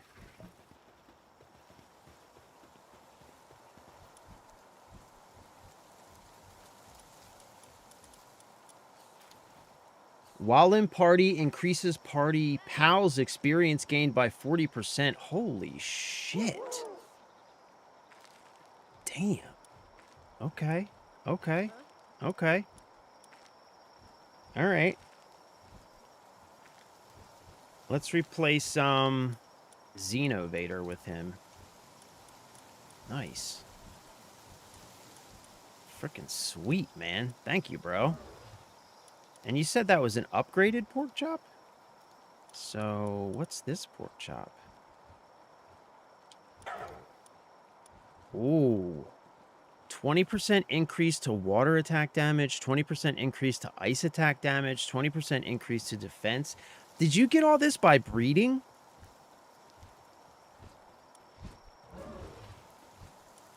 Oh my gosh, dude. Yeah, this guy's fucking sweet, man. Did you get all this by breeding these guys?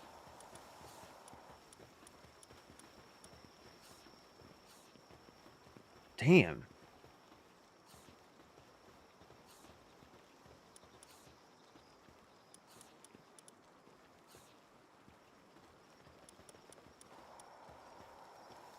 I think what I want to do, though...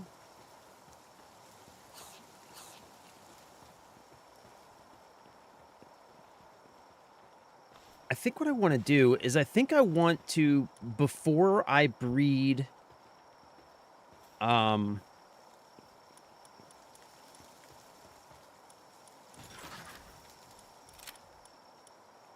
Okay, wait. I think before I breed Pork Chop and Cat Williams, I think I want to snip off. I think I want to snip off the what is it? The negative effect. Wait, what's going on here?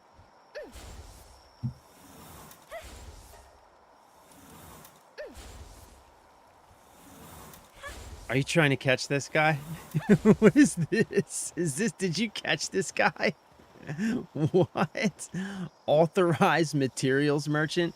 Wait, can you buy stuff off of these guys now? No way. Yeah, you're crazy, dude. No, that's crazy. That's fucking awesome.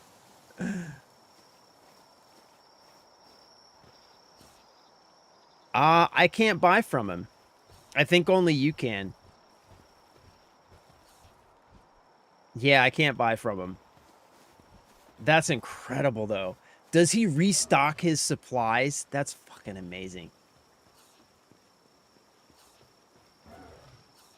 You can buy from him once he's set up in a house and he restocks. That's incredible, dude. Oh my god, I'm catching one. I'm catching one. This game's amazing, man. This game is amazing. If you're gonna breed with Cativa, I'd use that one instead of the first one, just because of the ice water bonus going to your new ice pal. Yeah, I think what I'm gonna do. So wait, you're talking about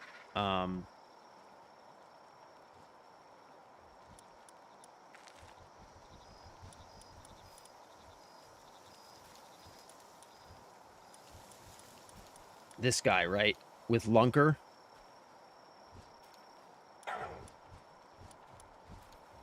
Yeah, and I think what I want to do before I breed him is I want to get rid of this coward. I'm not going to breed again until I get rid of this coward. So I'm going to get rid of this, and then I'm going to breed Cat Williams and this guy. Cuz bro, I mean, I have no idea what'll come out of that, but it could potentially be pretty freaking sweet. Oh, only catch... Oh, because if you catch the one in the town, then it won't be there when other people go to town.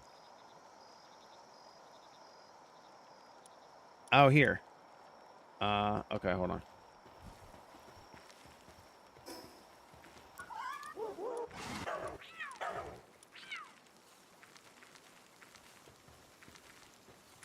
Oh, wait, why won't it?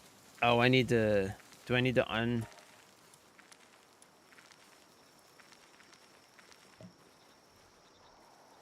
Oh, okay. Now I can drop him.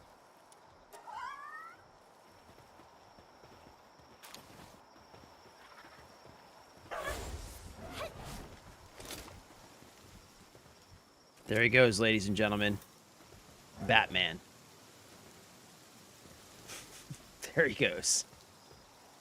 There he goes, Batman. Right, so I still need to build a power generator. Shit. I need... I need to go... You know what?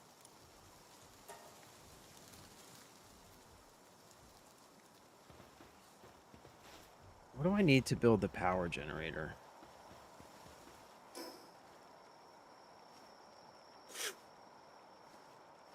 You know what we should do today?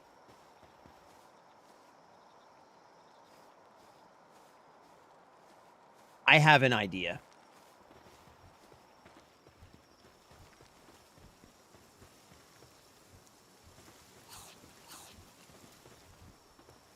Let's find the spot for our second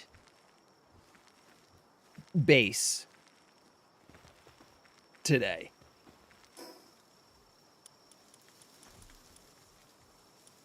Yeah. Let's find the spot for our second base.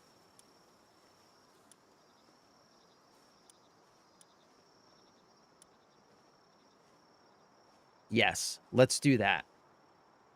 Let's definitely do that.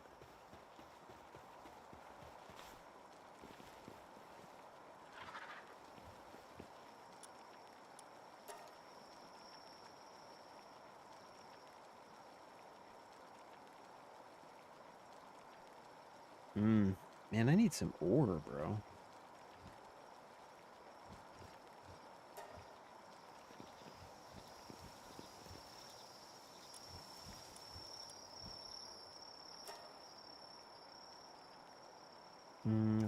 I've got fiber. Got those.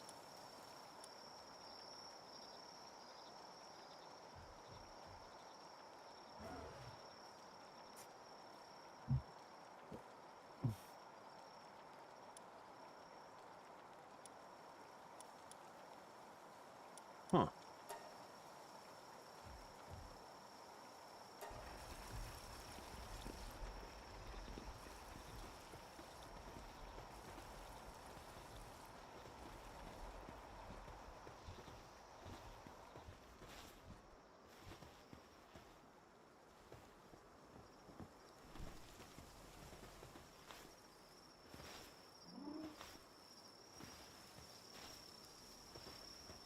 Sweet. Whoa, how did you do that? Wait.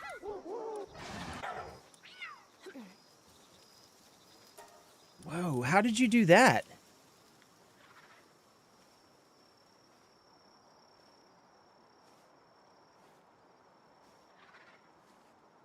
Yo, that's crazy.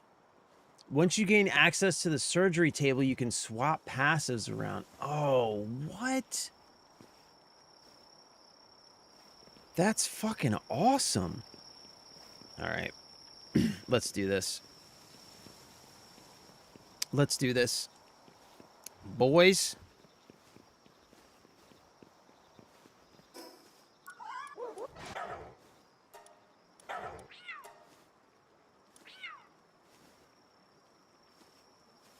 Okay. Oh, whoops. Oh, wait, I gotta assign them to the base.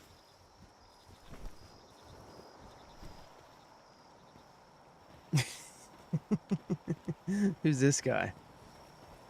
Hal Tamer bodyguard, bro. You're turning into a slave trader. That burned all the gold I had. The gold passives are 50k. Here, let me drop some gold for you. Here, bro.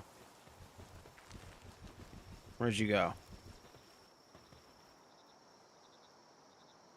Okay, I can drop some gold for you, man. I've got some gold. I've got 50k.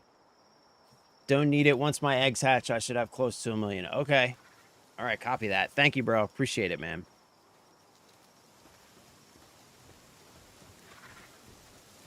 All right, let me put my eggs in and actually wait. Let's we're going to breed these guys real quick.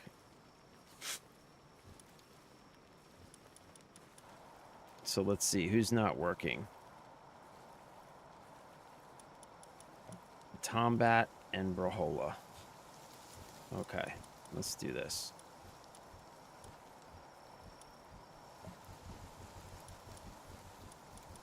Who are you?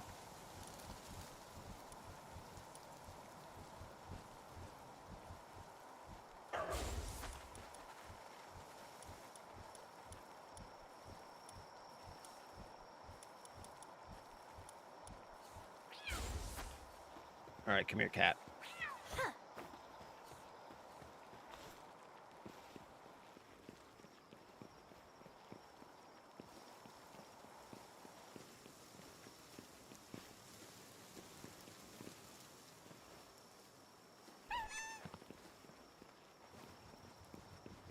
All right, where'd you go, Chop? Come here, buddy.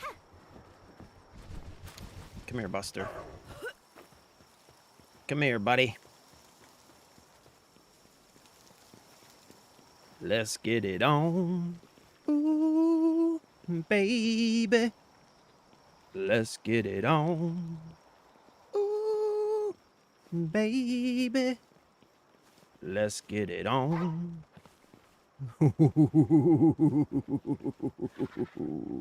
Yay, son.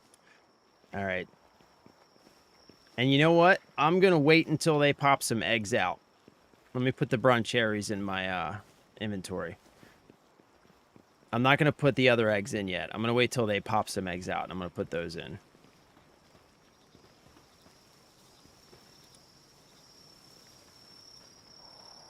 All right, it should be, what is it? A Broncherry Aqua.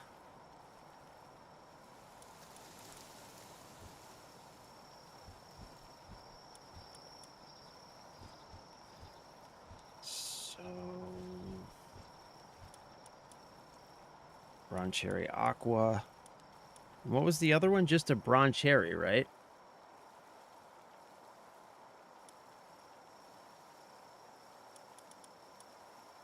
Relaxosaurus.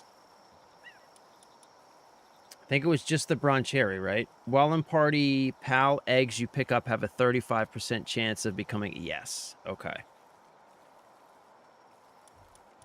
Right. So...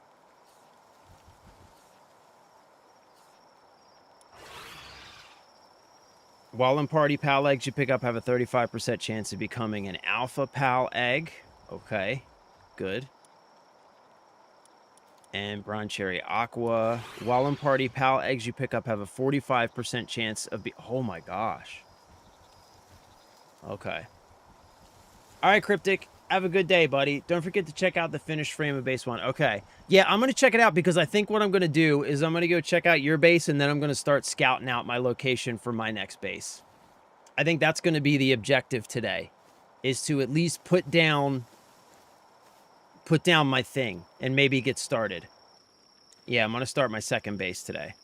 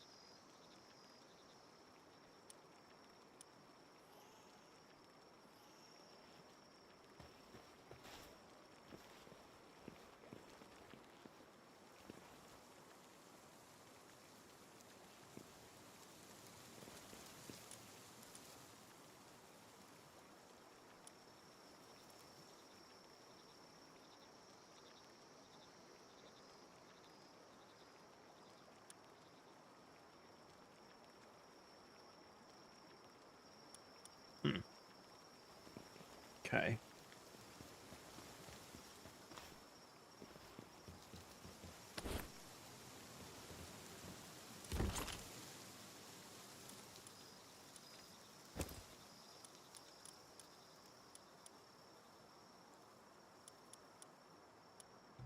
What's this?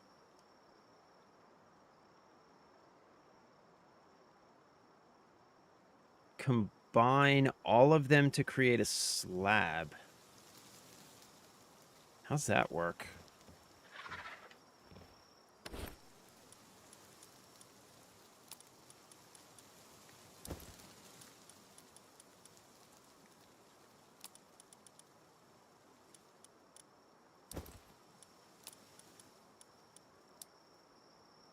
So what are these things? I don't know what these are. Belenoir's slab fragment.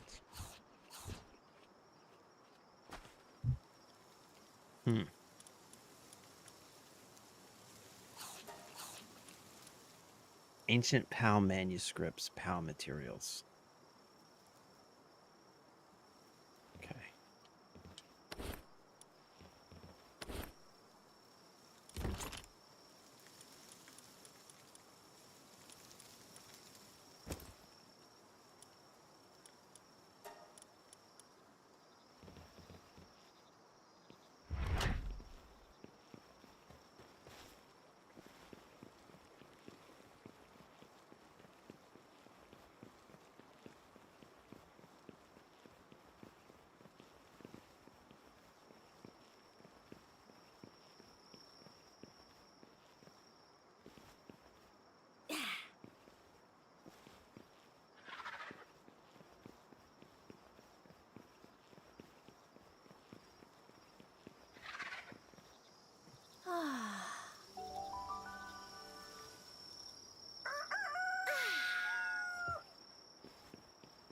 All right, so I want to get a couple eggs.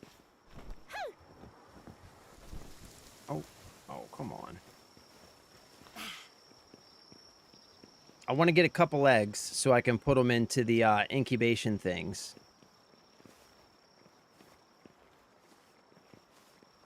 Okay, we're almost there. Yeah, so I want to get a couple eggs to put them in the incubation things, and then I think we're going to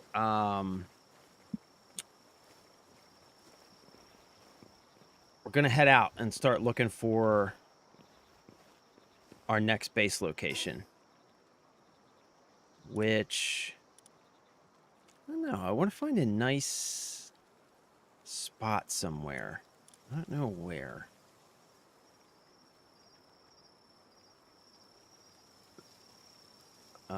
So this is where Cryptic's second base is on that island.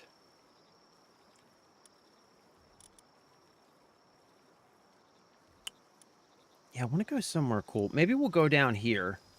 Maybe find a nice place on the coast or something.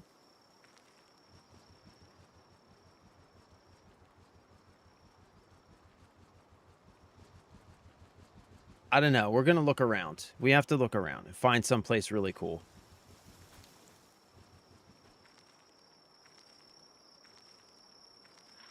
I mean, what's this? This looks kind of cool. What's this? This area right here. Let's go check that out. Is that like some waterfalls and stuff? Yeah, I just want to find someplace really nice, you know?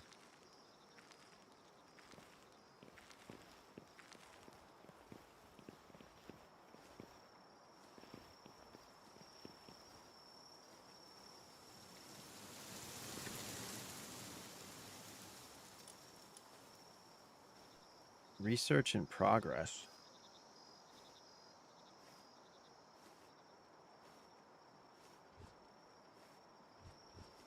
I don't think I understand how this research works. Oh, I need to make more cloth. Okay.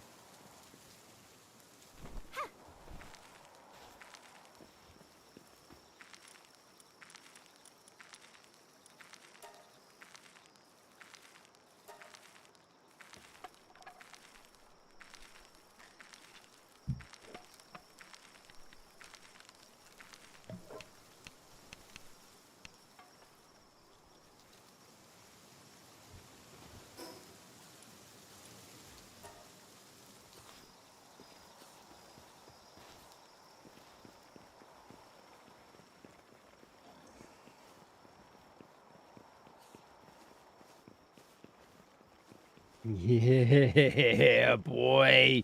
Yay, son. Frozen egg? Frozen egg. Oh. Ooh. Ooh. Let's get it.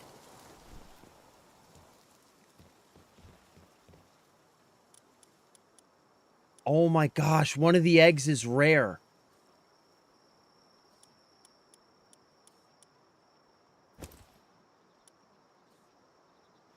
One of the eggs is rare. What? That's a good sign. That's a very good sign.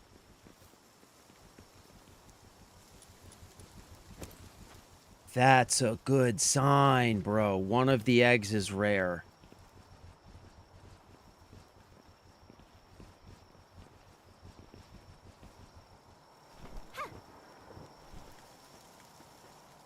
Did he did he just leave his guys here?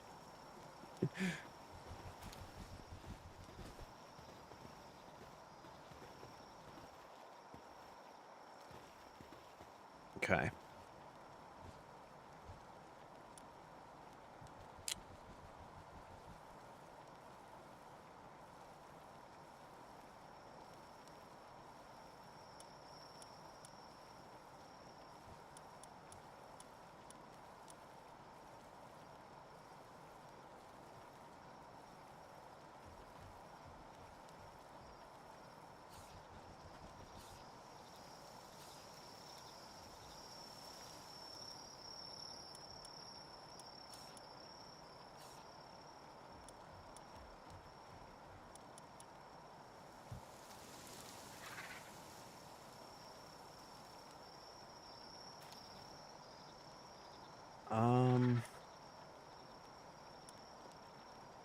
Shoot. Who did I... This guy, right?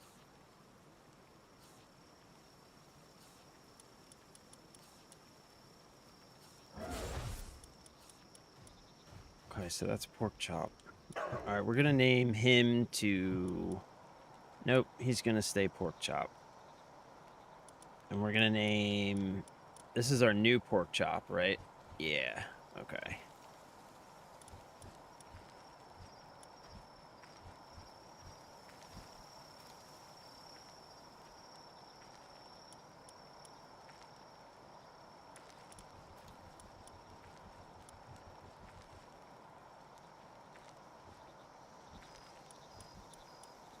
Who was it that I replaced? Tombat?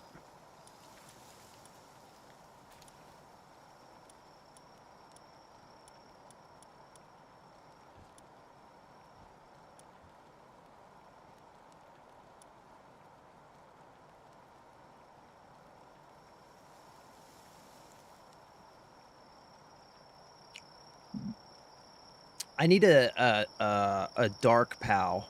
That's like a freezer pal, I think.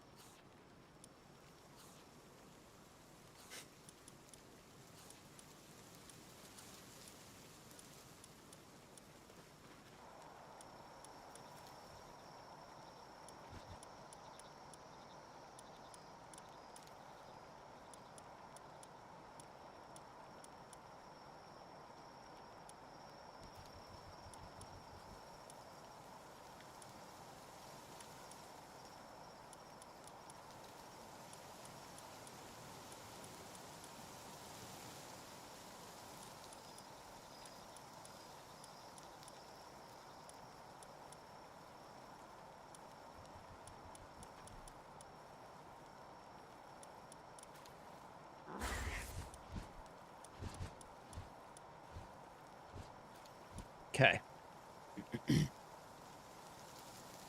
All right. I think we're good to go.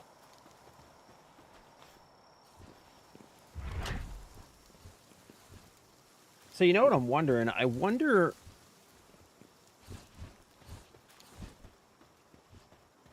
Wow, look at all this. Jeez, what is all this? Oh, venom glands. Nice.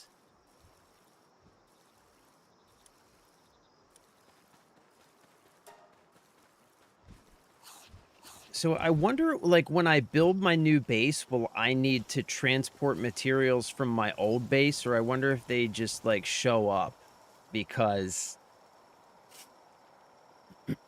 they're, like, in your inventory at another base. I wonder.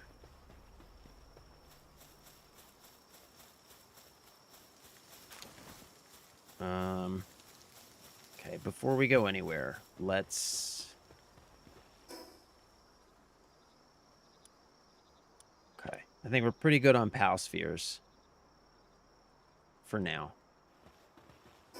Okay. All right, let's go check this area out. Let's see what's over there. That looks pretty interesting.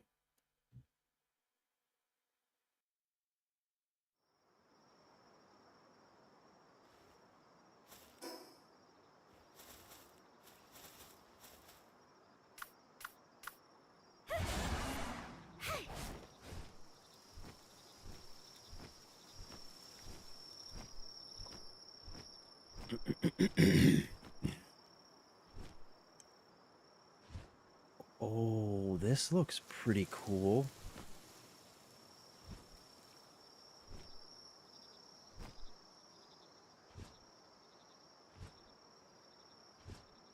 Yeah?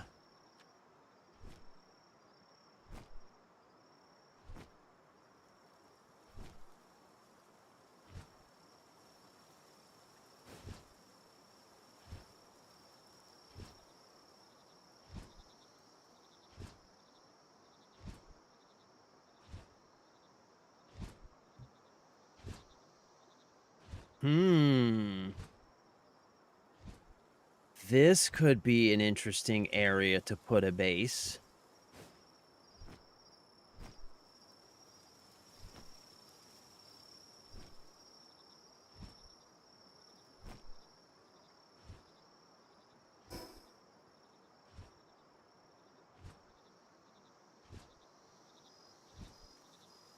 Right?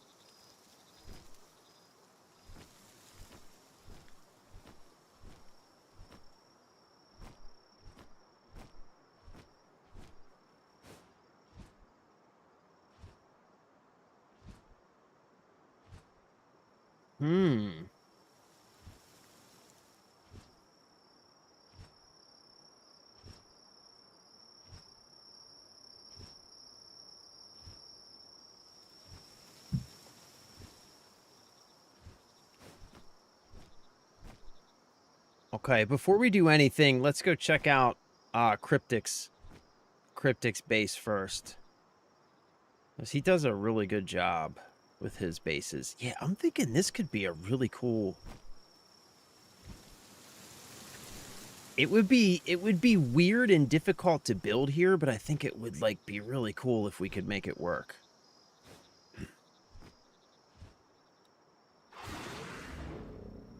Oops, wrong button.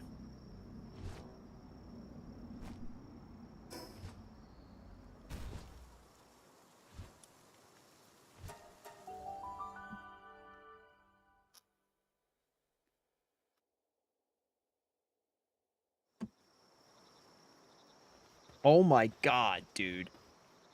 Oh my god. Look at me. Bro. Hold on. Look at Tatted's base. Yo. Holy shit.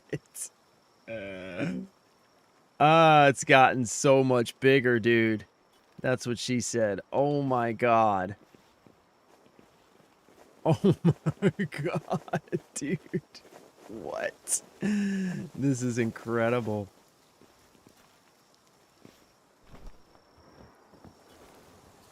Wow. Wow. Wow. This is super cool, man. Oh, this is so cool. What is this guy doing? What are you doing, buddy? Holy shit, man.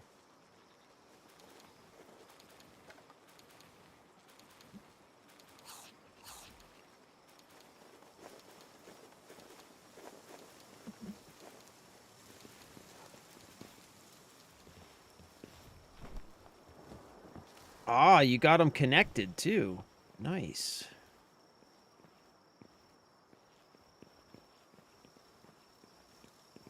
Oh, yeah.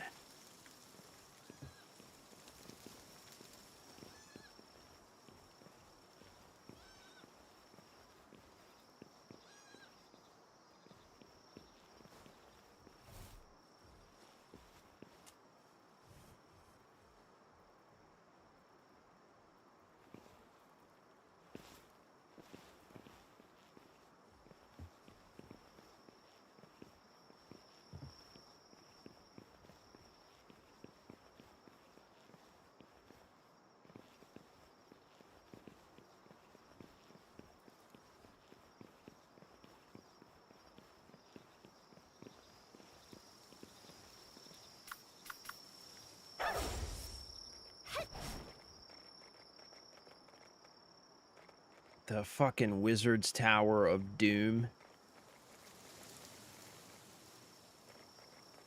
Oh, wait, I'm not even in the main tower. There's the main tower over there. Yo, this is crazy. Jesus. Jesus, bro.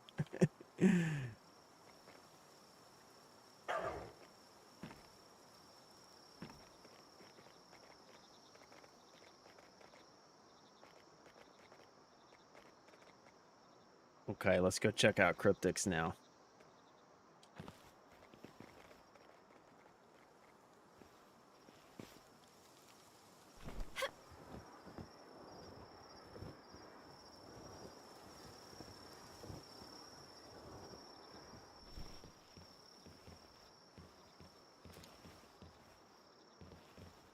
Jesus, man. Like, you guys' stuff makes my base look like total shit, bro. Oh my god. Yeah, you guys' bases makes my base look like shit. This is incredible.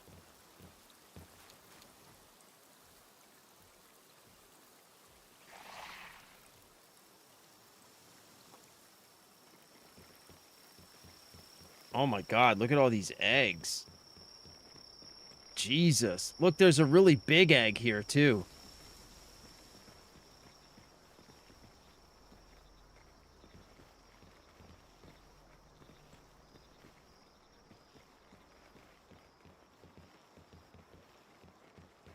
Yeah, man.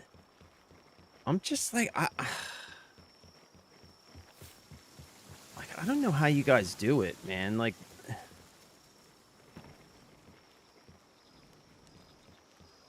my shit just doesn't look this good.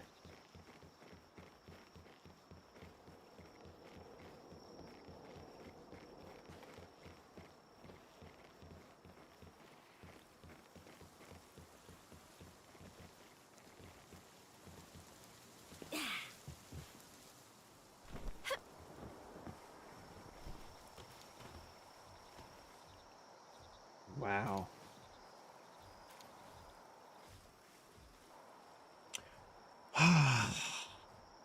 What to do, man? What to do? What do I do here, you know?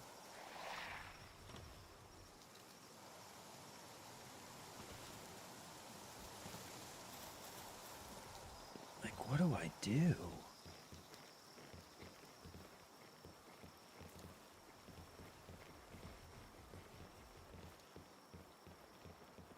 Yeah, this is fucking cool, man.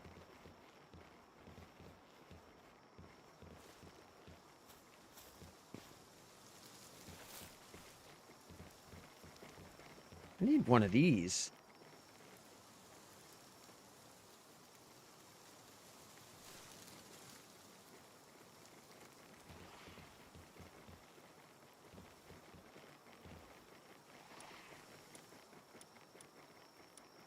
Damn. I need one of these, man.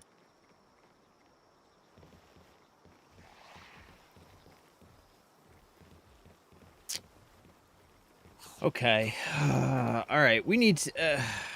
man. I don't know. I don't know what to do.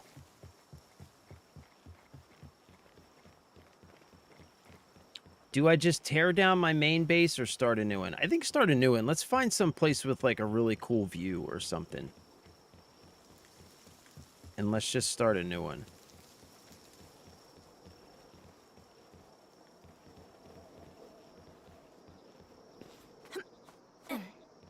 You know what I'm saying?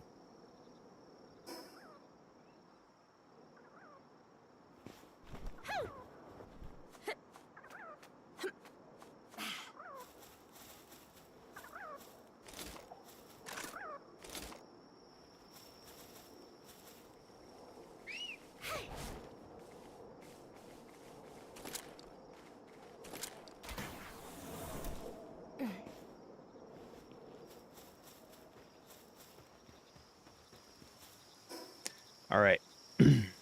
Okay. I'm still like I'm still not hating this this crazy waterfall area. I just think it would be really like difficult to build here. You know what I'm saying?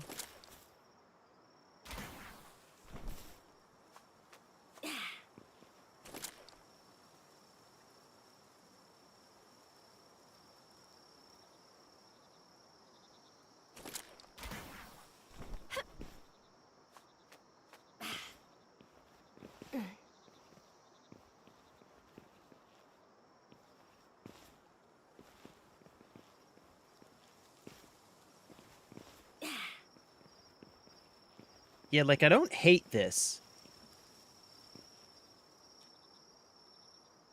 You know? Like the effort could be worth it. It would be difficult to build here.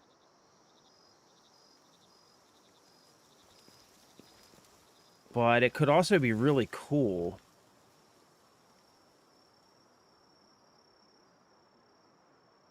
If I can make it work. Know what I'm saying?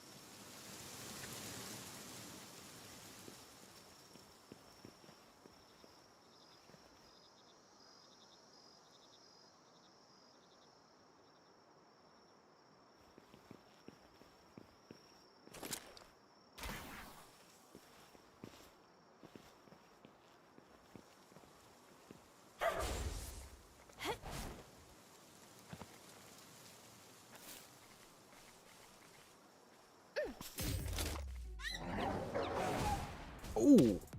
Shit. Whoops. I wanted to capture that guy.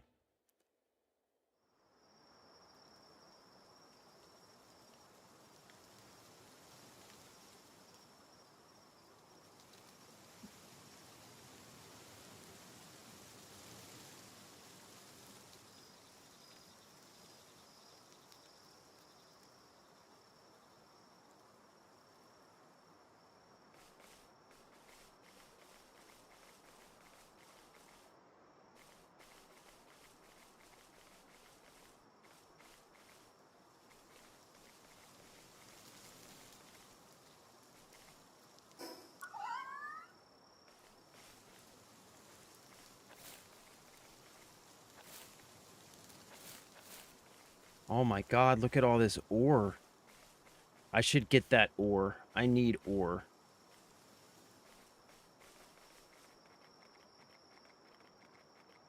Let's get this egg first.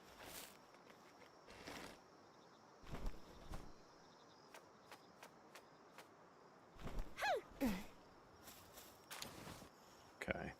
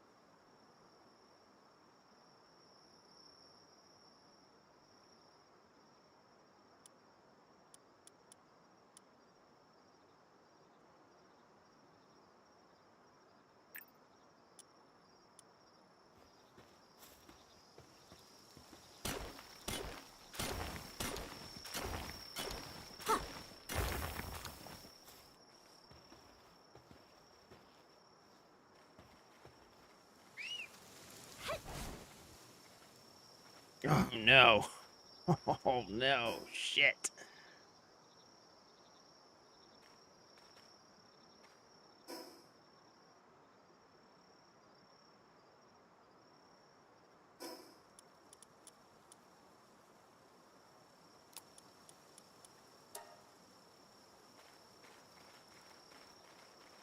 Damn it.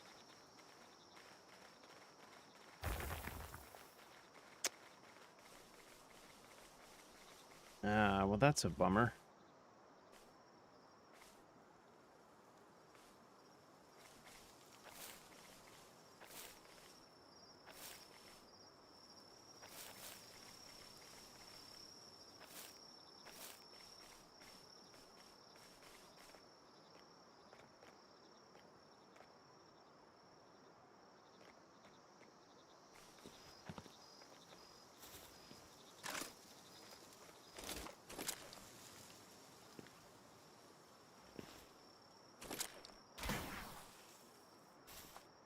Ah!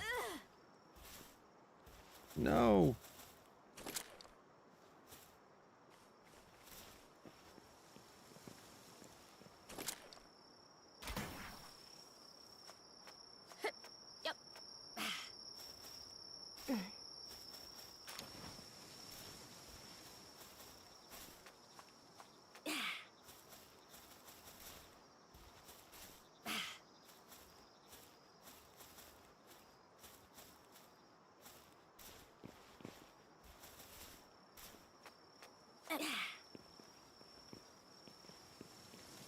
Oh, look, there's a Lifmunk effigy.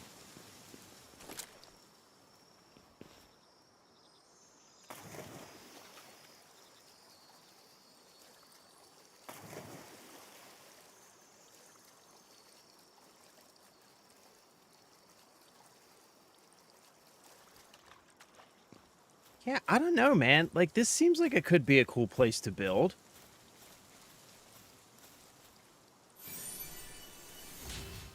Maybe. You know?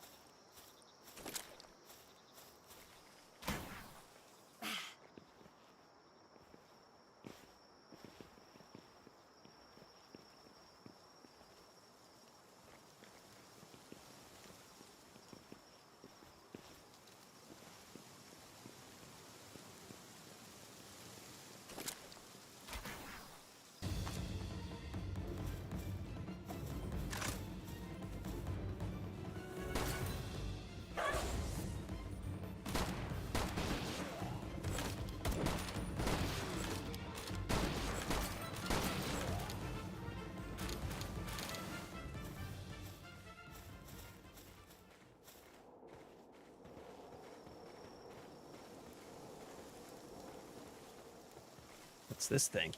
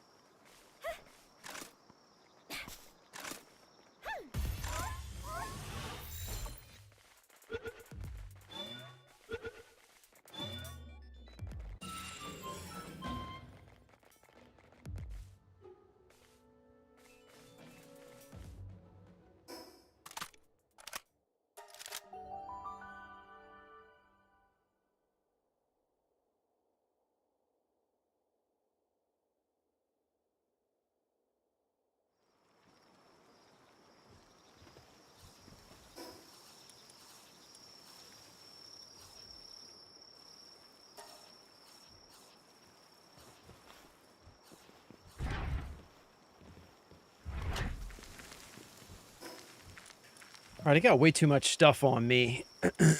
Way too much stuff on me.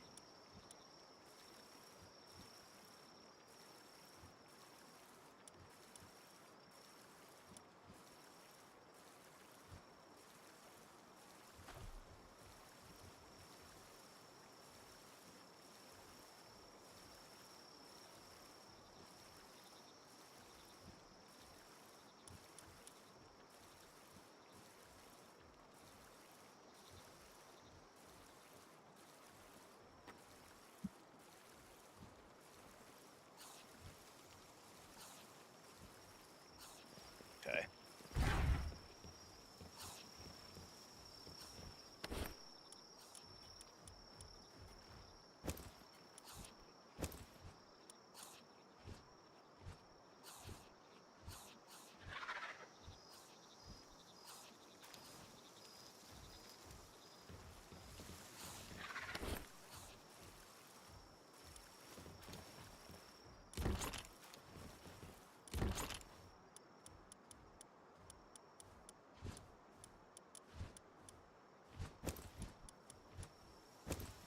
I feel like I'm not really using the bow anymore. And the axe... I don't know, maybe I should bring the axe with me?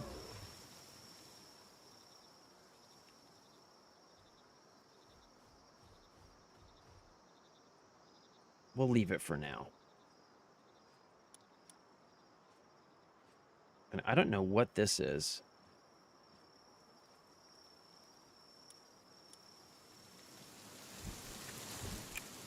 Bellin War's slab fragment. Yeah, I don't know what that is.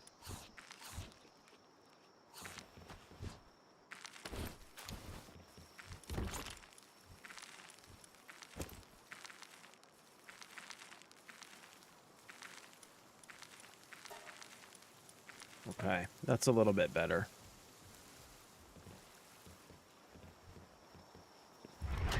$420, what is up, my dude? Happy Thursday, bro. I'm doing well, thank you. I'm doing well. How are you doing? Hope you're having a good day.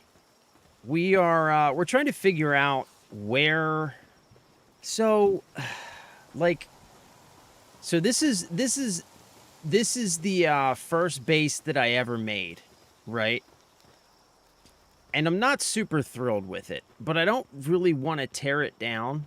So I'm thinking what I should do is find another location and build my second base. So we're kind of currently right now scouting locations for our second base is what we're doing right now. We can go fight this guy, though. Level 27. We can go fight that guy. Yeah, we can go fight that guy. I gotta level up my, Let's go fight this guy. You wanna go fight something? Let's go fight something. What is this guy? Valet? Let's go fight this guy.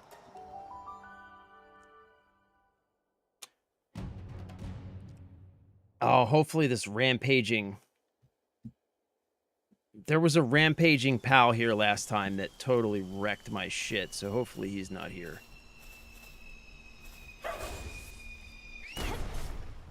What was that? Oh, a meteor just landed.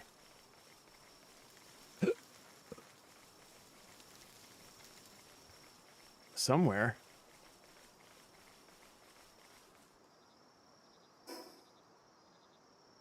Over here?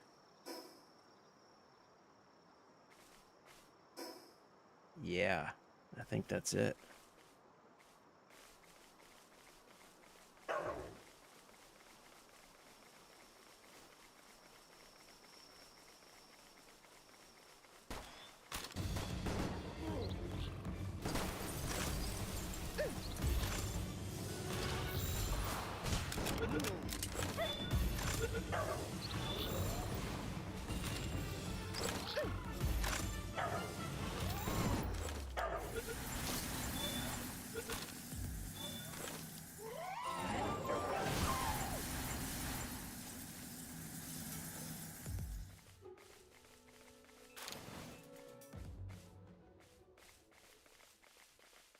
Oh, what's this? This is something different.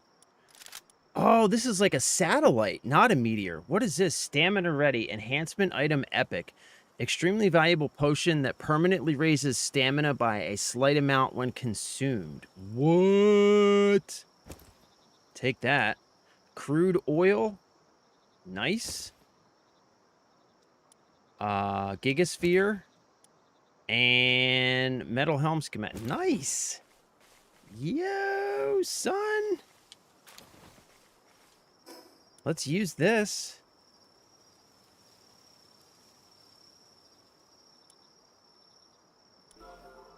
Fuck yeah. Nice. Now let's use the other one. Nice.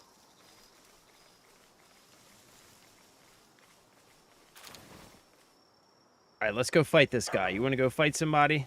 Let's do it.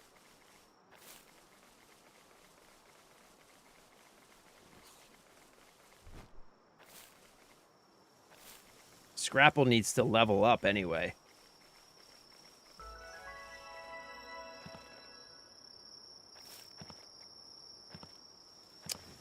Let's go fight this guy, and then we need to scout out a location for a second base. Cinemoth.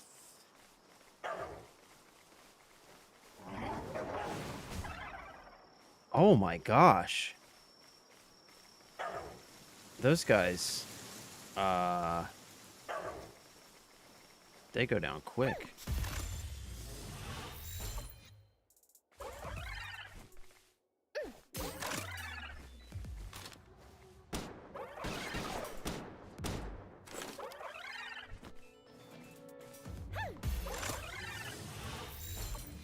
Damn, Scrapple.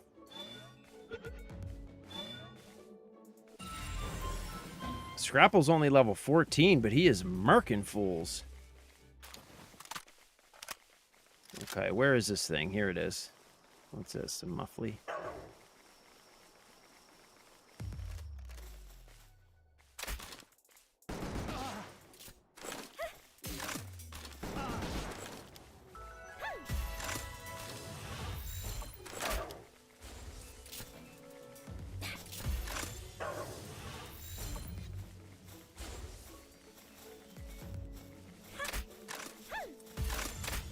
Get in there.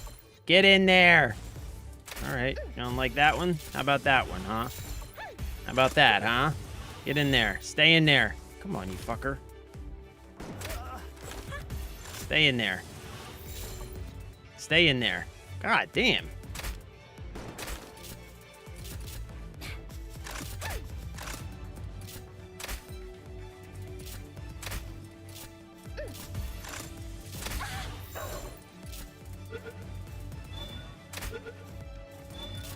Gotcha. Sucker! Suck on that.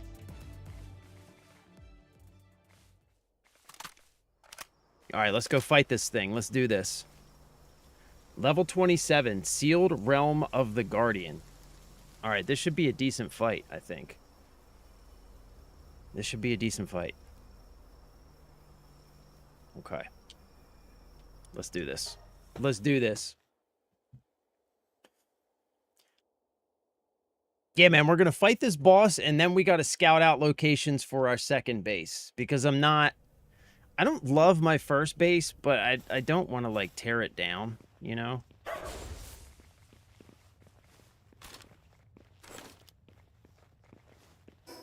Let's do this.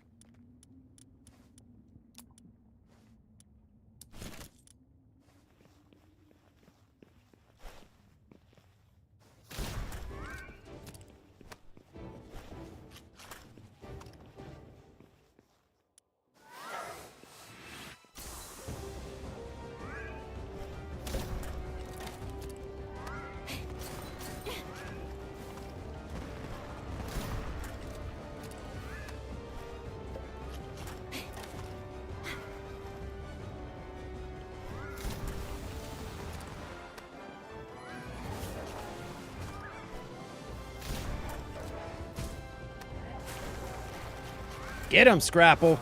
Get him, Scrapple. Get him, Scrapple.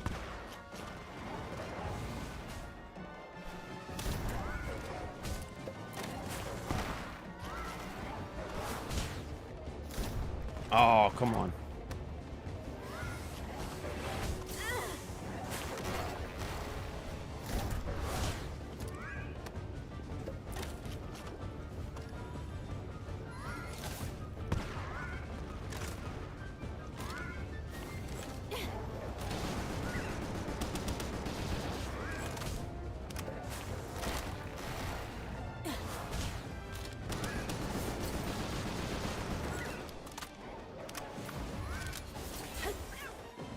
All right, Cat. Time to go to work, bro. Time to go to work, Cat.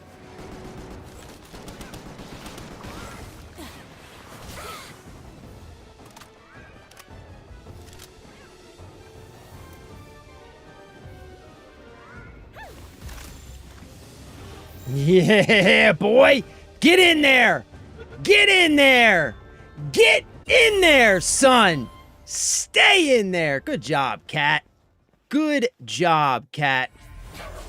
Cat does not play around when it comes to combat. Cat is a specimen. Absolute specimen. Holy shit, Scrapple just leveled up to 27. Just like that, Scrapple's level 27. God damn, Scrapple. Good job, buddy. All right, sweet. Well, that's that.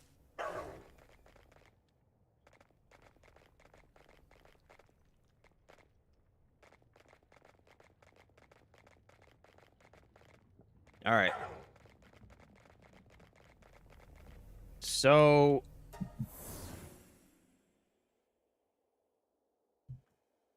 Oh, PvP. Yeah, the only PvP in this game, there's like, there's a dedicated arena, but it's not like, it's not like open PvP. You got to find somebody who agrees to battle you, and then it's just like a Pokemon battle. You know what I'm saying? But when Modern Warfare 4 launches this fall, you're going to see a lot of PvP on this channel, because we are going to be playing the ever-loving tits out of Modern Warfare 4, bro. I'm legitimately kind of excited for that game, to be honest with you. I haven't been excited for a Call of Duty since... I guess I was excited for Black Ops 6. But pretty much since then. But I'm pretty stoked for Modern Warfare 4, man. I'm not going to lie. All right, let's go scout out a location for a new base. Let's check some beach locations, you know? Let's check some beach locations. Okay. Let's check some beachfront property. Oh my God, Scrapple, you are so fast, bro. All right, let's go check this area a little bit. I'm thinking I found a pretty nice area like right here. Like this little area here, there's a big waterfall and stuff, but it's going to be really difficult to build there. So I'm not sure if I have the building skills to make that happen. You know what I mean?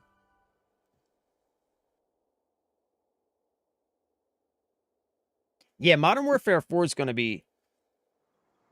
I think it's going to be... I am hopeful. I'm hopeful that it's going to be pretty good, man. I'm pretty excited about the return of...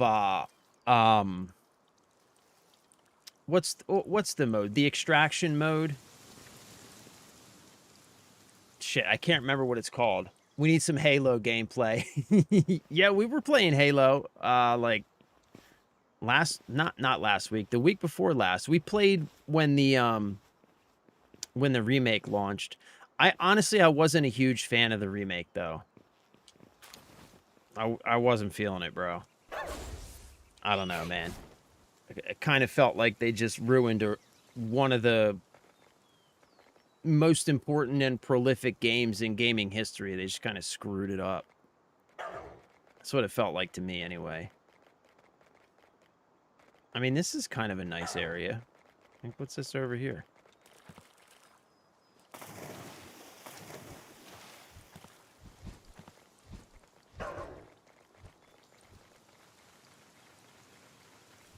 This is kind of cool. It's like really flat though.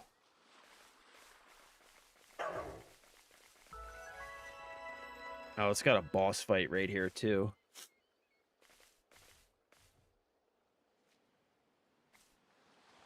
Yeah, see, man, I don't know. I just don't know. I'm not good. I'm just not very good at the base building aspect of it. You know what I mean? Like this is my first ever survival crafting game. I'm just not very good at the base building part.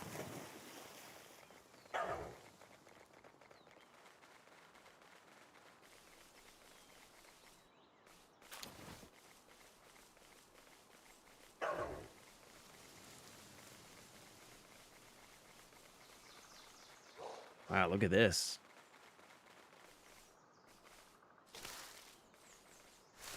Just like a forest over here.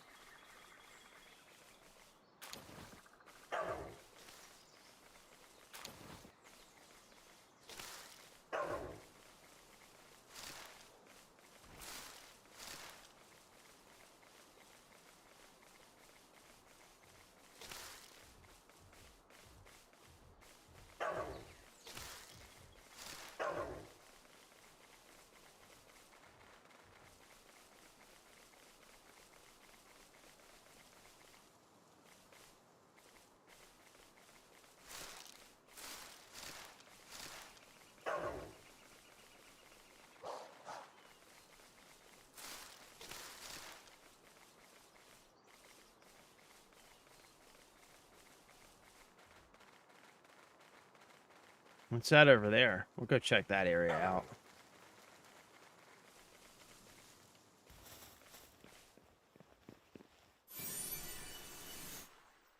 Ring of grass resistance and 25 dog coins. Nice. Just one more. What do you want to see? Another boss fight? Yeah, we can do that. We'll find one. We'll find one, bro. Don't you worry. We can make that happen.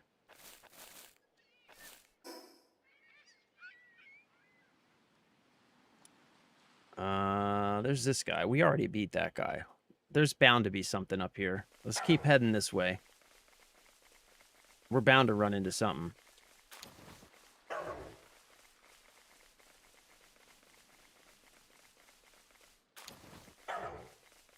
Ooh. Look at this. Oh, wait. Look at this. There's an island over here.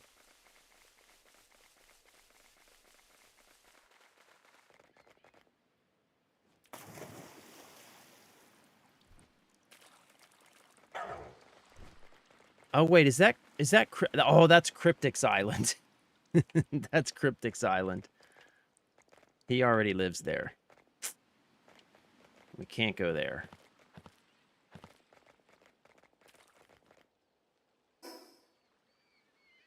Yeah, he already lives there. So we got to go back this way.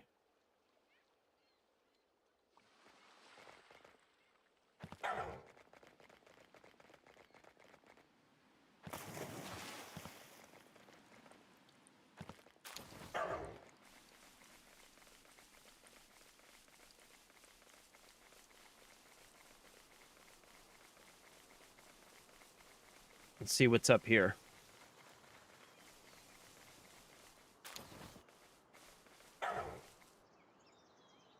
Not a fan of survival games, but I'm waiting for Power World Mobile. Yo, I'm going to be honest with you. Me either. Yeah, me either. I have never liked survival games. This is the first one that I have ever played that I've enjoyed. And it's kind of crazy because not only have I enjoyed it, but I've actually ended up really, really loving this game. But I'm exactly the same. Like, I've tried survival games in the past, and I don't know. They didn't click with me. You know what I mean? It just wasn't my thing. But this game is different for some reason. This game's, I don't know, man. It's just like, I hate to say that it's special, but it kind of is. Because it's like, it's so many different things. It's not like your basic survival game. It's not quite just a monster catching game. It's not quite just a crafting game. It takes all of these different elements of all these different game types, and it mixes them together in a really interesting and almost like mishmash, like eclectic way. But that ends up giving it a particular charm that I've never quite experienced in any other game, you know? It's like if you mixed Zelda Breath of the Wild, Pokemon,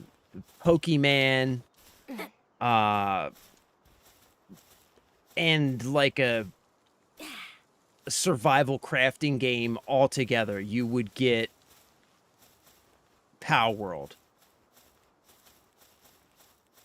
And it's really cool for that. I like it. And also, it was made by like a small team of developers who were just trying to make something cool, which I think goes a long way. Oh, this must be my wife's new base. Hold on. I think this is my wife's new base because she moved. This has got to be her new base. Yeah, this is definitely my wife's new base. Yeah, she just, she moved from her old location yesterday. This has got to be it. This has got to be it. This has got to be it.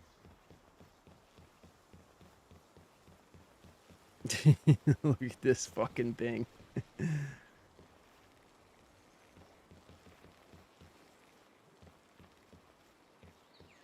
Yep, this has got to be her base.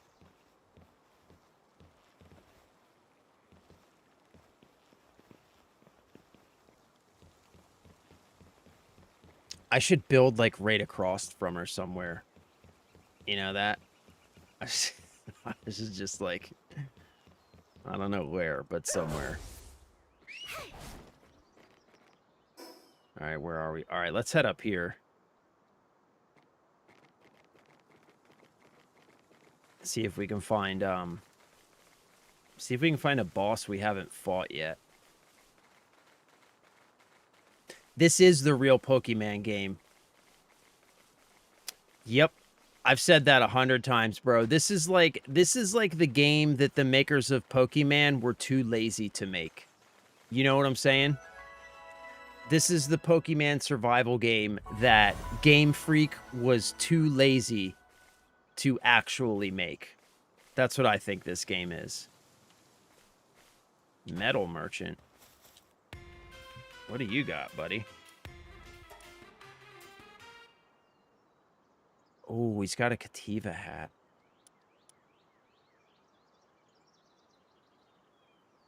No, I need to save my dog coins, I think, for the accessory boxes. I kind of want the Kativa hat, though.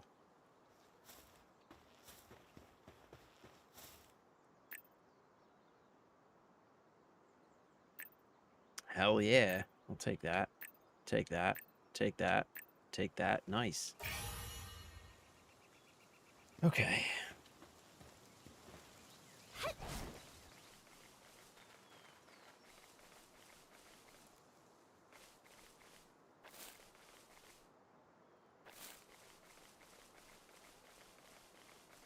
Oh, what's down here?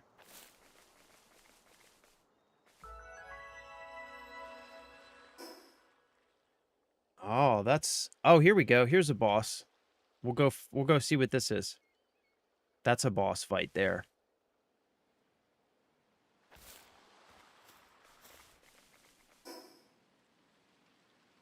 So he's over here. Right over there. We'll go fight this guy. That's definitely a boss fight. Oh, there's a dungeon right there, too. We could do that dungeon real quick. Let's see, what level is this? Oh, yeah. That's a level 13. That's a super easy dungeon.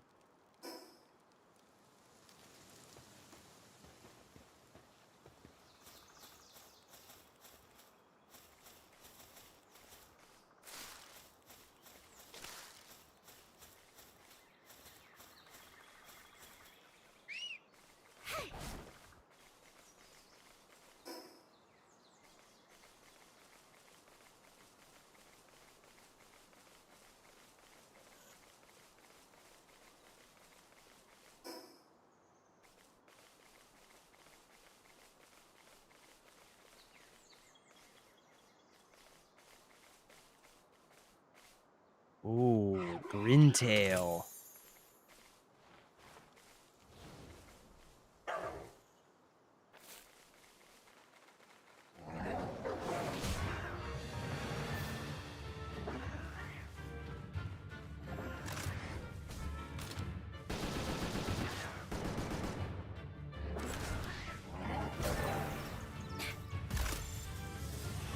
Shit, that was easy. Gotcha. Sucker. No, that was easy.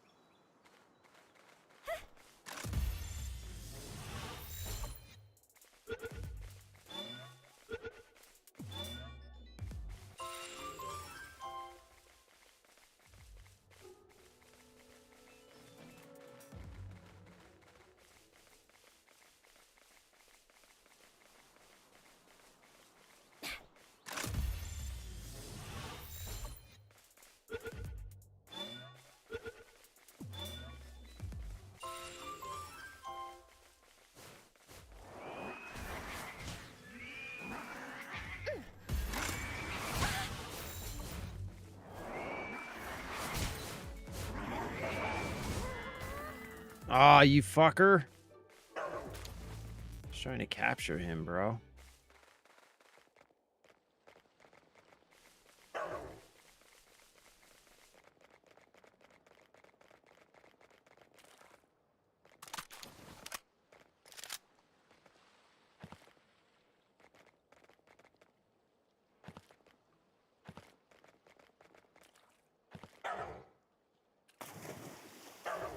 All right, let's get this quick travel point.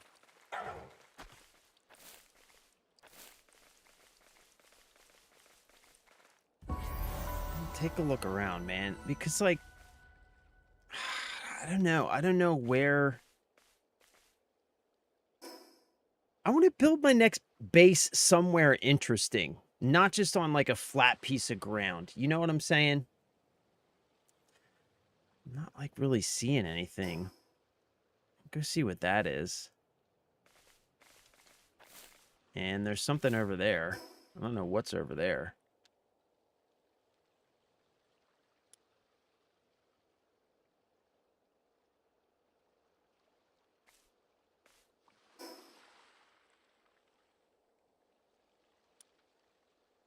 All right, let's go that way.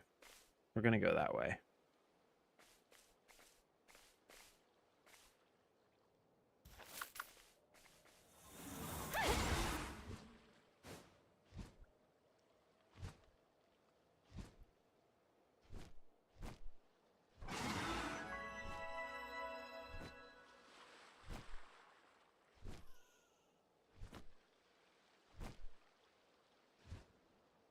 What's over there? I want to go see what that is.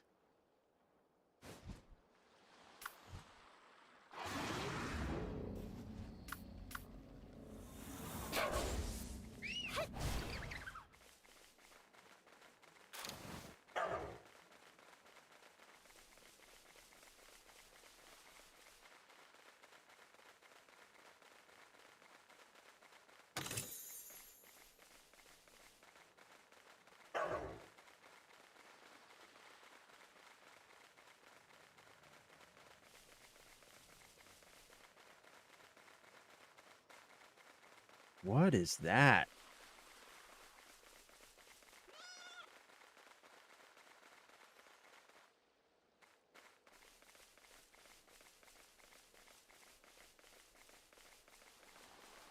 That's just like big ass bones in the water. That's what that is. Yeah, I mean, that's cool.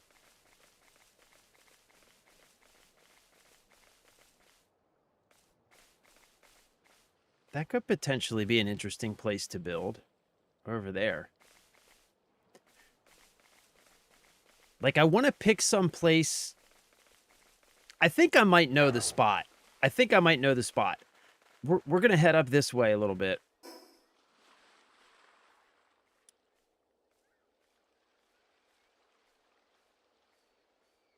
Okay. I know what we're going to do. So we're going to wrap up around this hill. We're going to go find that other boss that's over there. Fight that boss. And then we're going to go check out the other place, which is the first place that I saw that I think is probably where the second base is going to go. It's going to be really hard to build there, but it's like a really interesting place, so I kind of want to do it.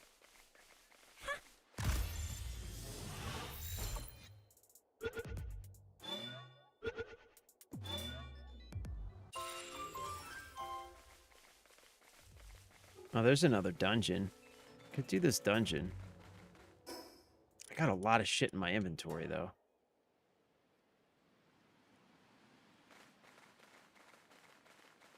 What level is this dungeon? Level 13. Isolated Island Cavern.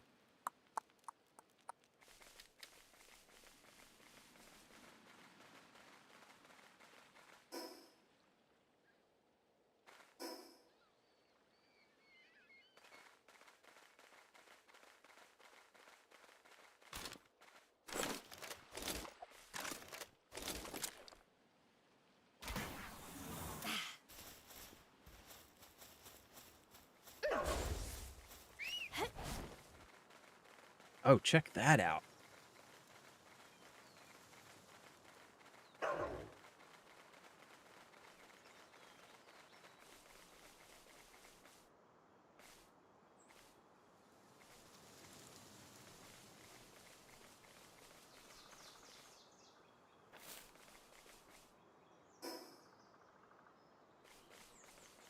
All right, this boss is right over here somewhere.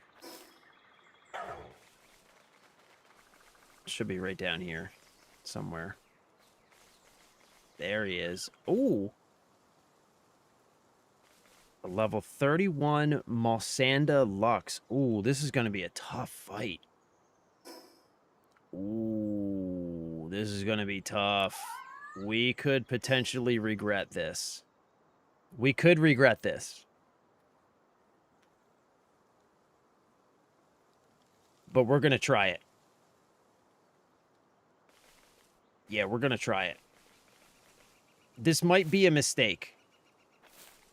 But we are going to try it.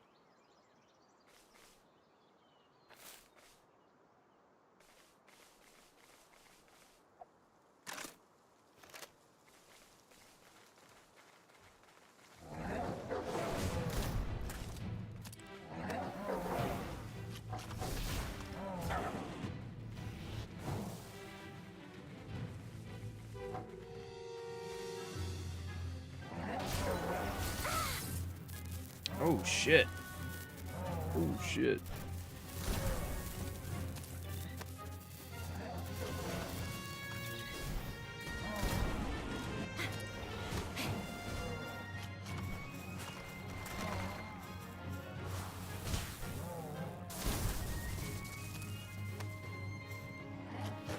Stay in the fight, Scrapple. Stay in the fight.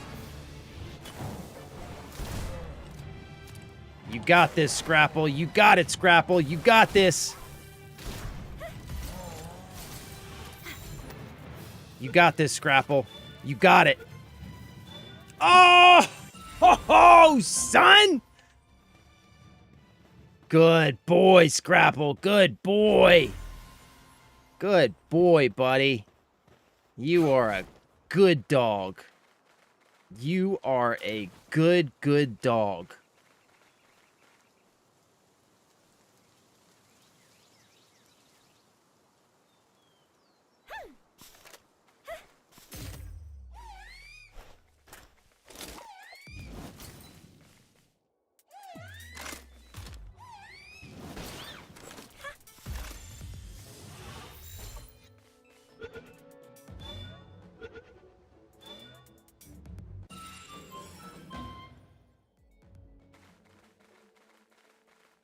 Oh, what's that? Let's go see what that is. That might be a cool area to build.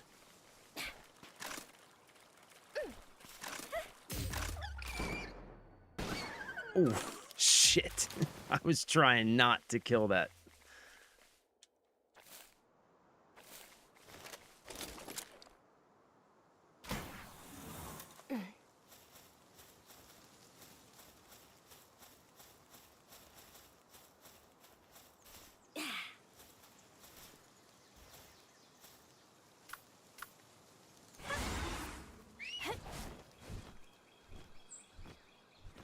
Oh, what is this?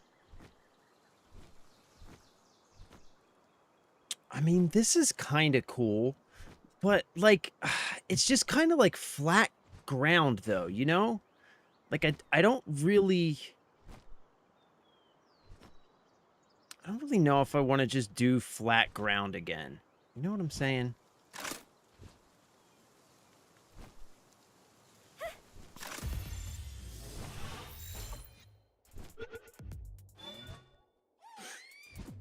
Oh, come on. I don't want to kill you, Flambeau. I just want to capture you without killing you. Can I get behind you?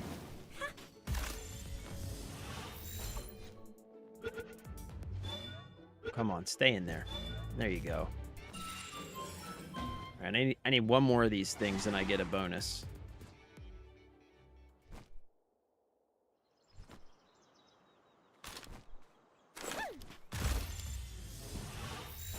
Yeah, I'm thinking the same thing. It's just kind of like the castle's cool, but it's super flat.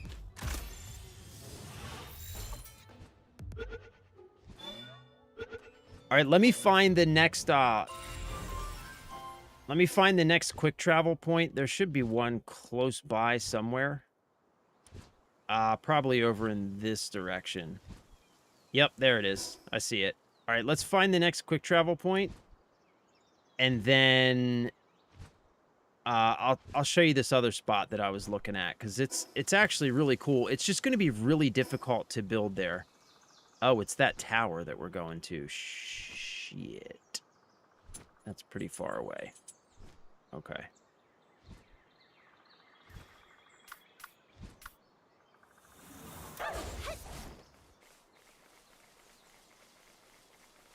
Yeah, okay. I'm going to show you this next spot. Let me go grab this quick travel point. You're going to love this. This next spot's incredible.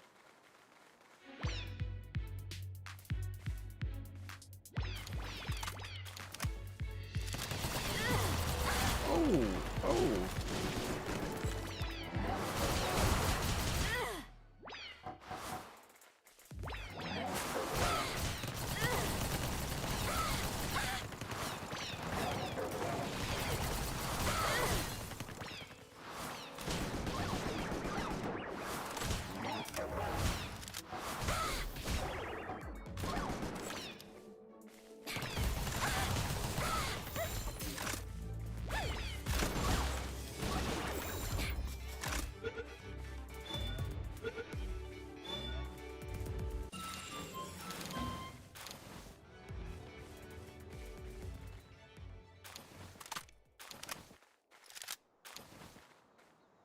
Damn.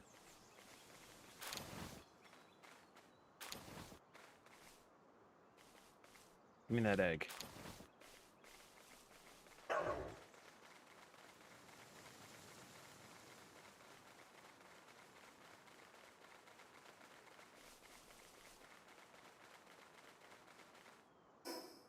Holy shit, that is up there.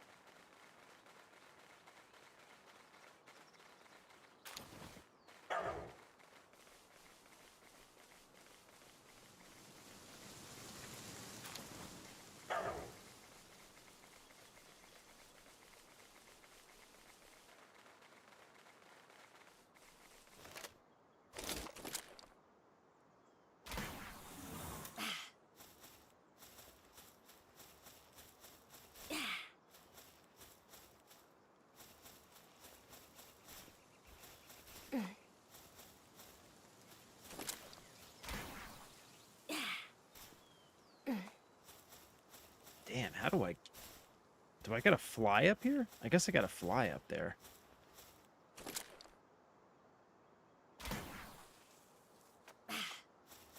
Jesus.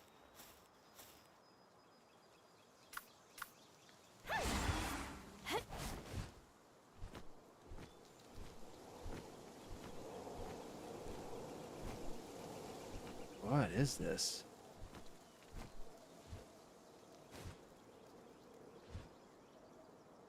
What is this? Eastern Wild Island Watchtower. It says it's a quick travel point. How do I unlock it?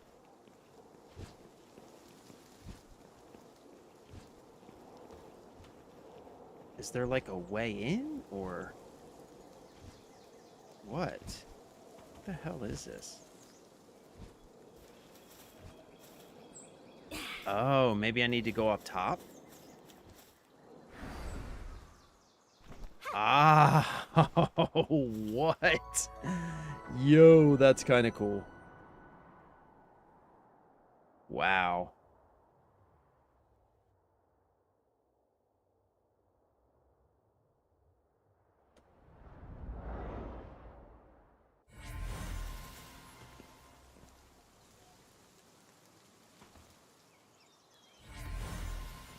I mean, that area over there looks pretty interesting, but here, I'll show you this other place. It's like right next to my other base, but it's... I'll show you.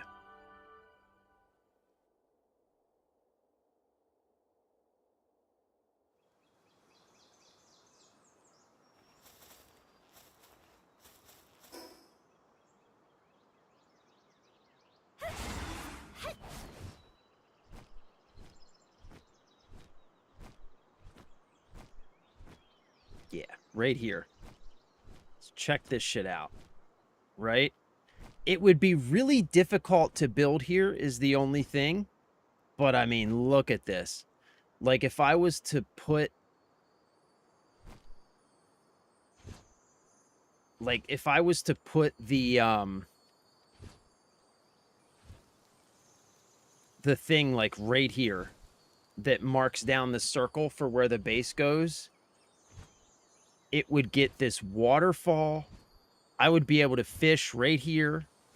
It would get all of this stuff. Like, it would be super cool. It would just be really hard to build here. But I feel like we could try it, you know? Like, we could totally try it.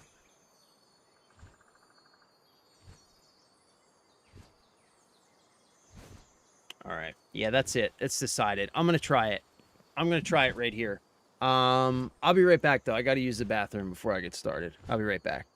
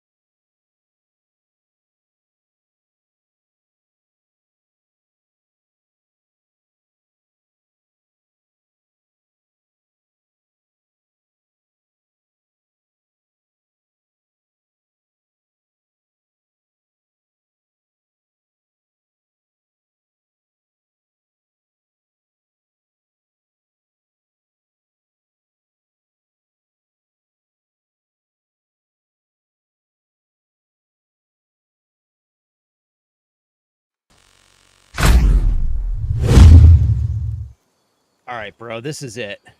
This is definitely it. Okay. So...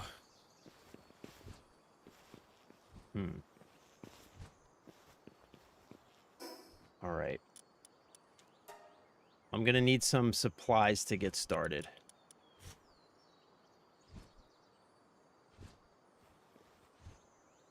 Okay. Yeah. All right. I'm going to need some supplies to get started. So we got to go back to... All right, come here, bro. We got to go back to the main base and grab some supplies. So we'll just grab some wood for now. We'll get started with some wood. And then once I put down... One thing I'm not sure of, because I've got like a shitload of stone and wood to build just the basic structure back at the main base, but I don't know if it transfers or if I'm going to have to transport it back and forth. So I think step one, we'll get the main thing down that defines the base area, get a couple storage boxes down, and then we might need to transfer some supplies first, but we can grab some, okay, wait, let's do this first. Boom. Let's deposit a bunch of this shit. Okay, yeah, hold on. Let me empty out my bags so that I can carry more wood. Let's put that in there.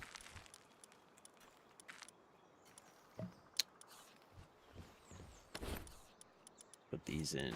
Shit. Damn, I need more egg storage, bro.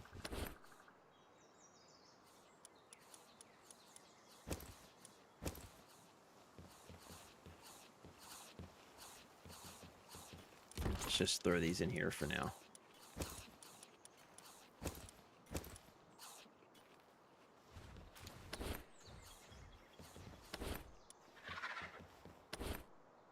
Man, my storage situation is such a fucking mess.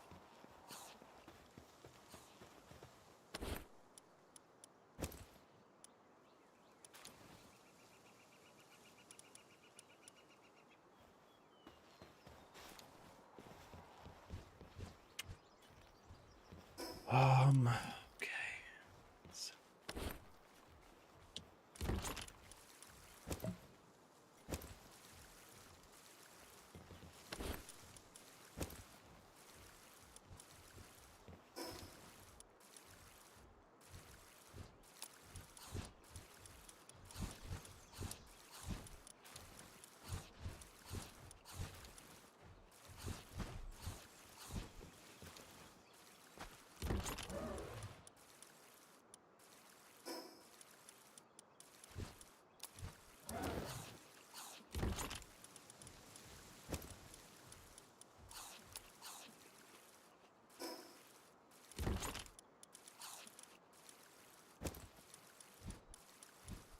All right.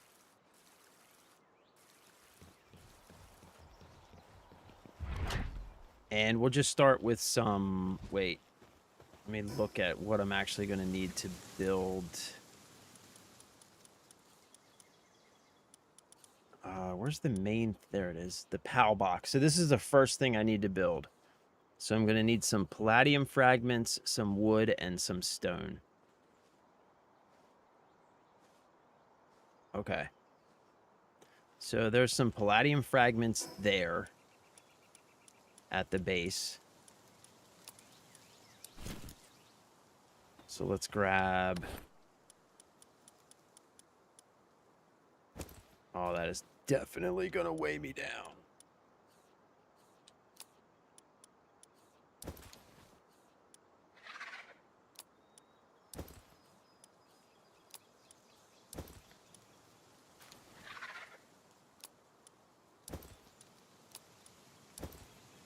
Okay.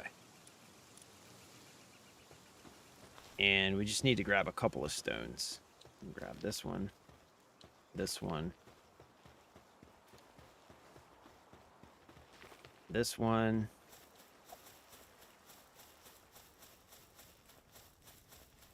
And we'll grab this. This will be plenty to get us started. This is actually a pretty cool spot, too. Like, just right here.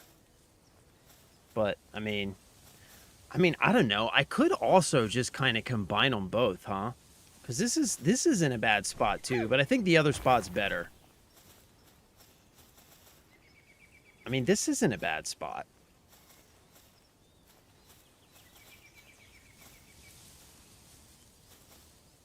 Yeah, like this isn't a bad spot. And it's like right next to the other base. Could just make like a big, huge compound.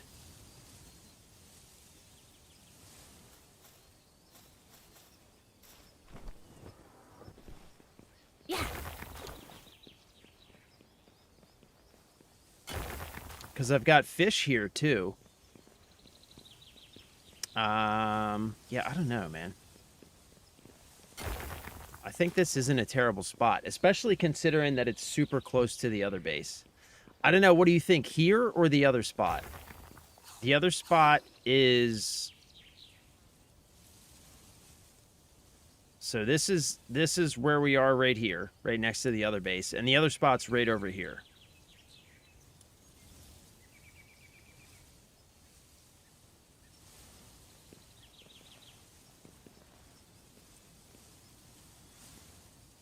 Let's do the other spot.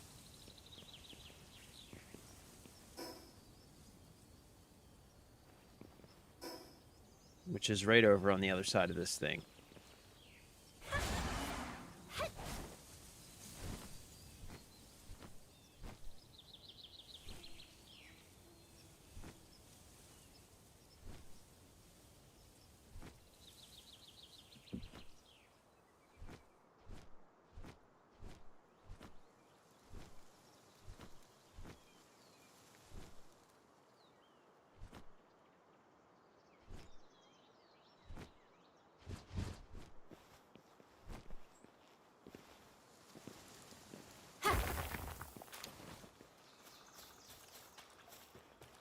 Yeah, we got this.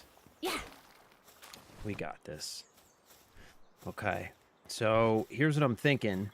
When I put down this PAL box, right? Essentially what it's going to do is it's going to draw a big circle, which is going to define the perimeter of my base. So I'm thinking, put the PAL box down like right here-ish. So let's start this way.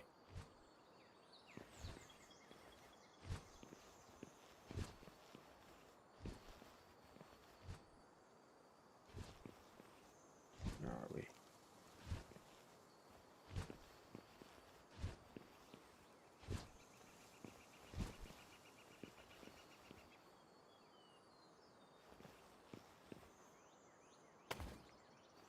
Okay.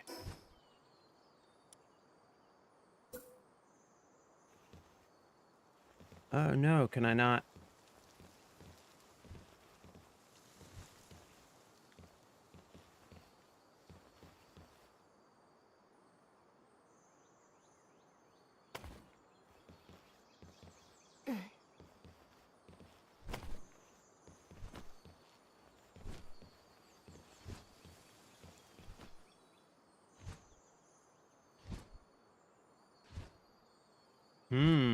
Oh, because they can't connect to the ground.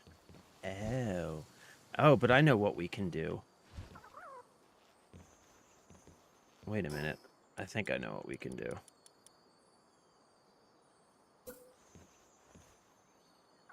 Yeah.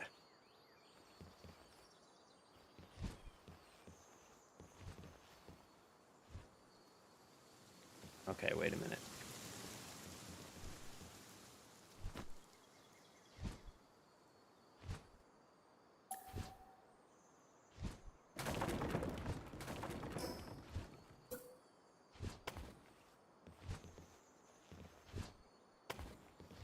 Okay.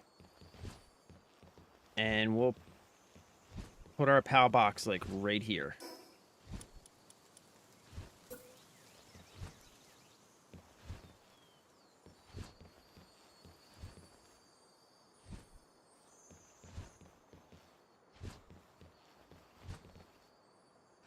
All right, maybe we need some more space.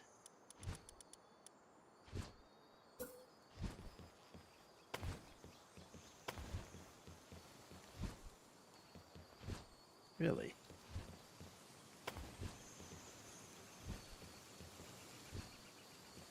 Why can't I build that there?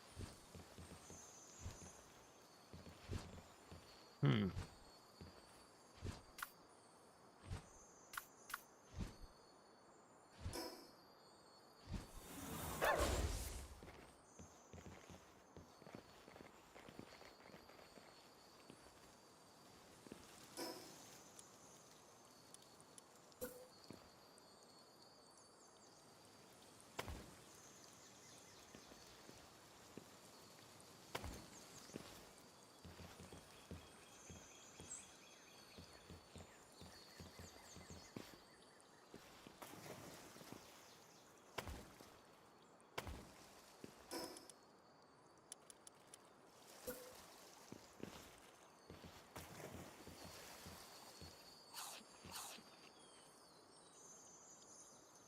Wait, why can't I build a base?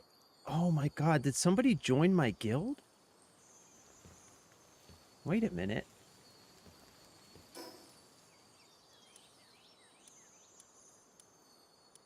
Oh no, no, oh no. Tell me we did all this for nothing. Tell me we did all this for nothing.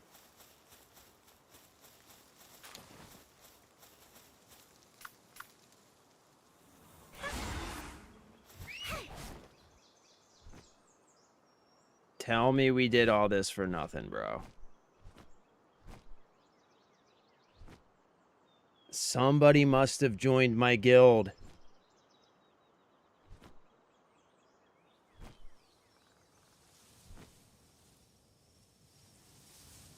I bet it was my wife. Hold on. No. No.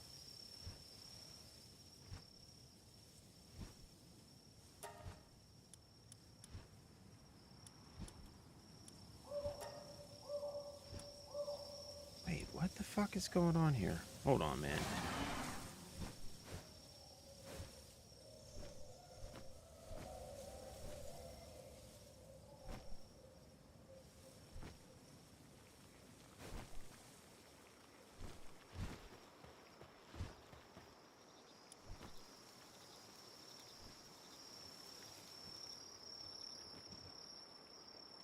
Oh shit, wait. I still need to build the power generator. Oh my god, there's one thing we need. That's why. That's why. Damn it.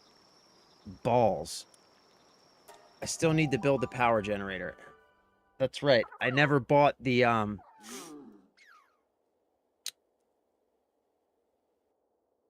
stuff I need to do that.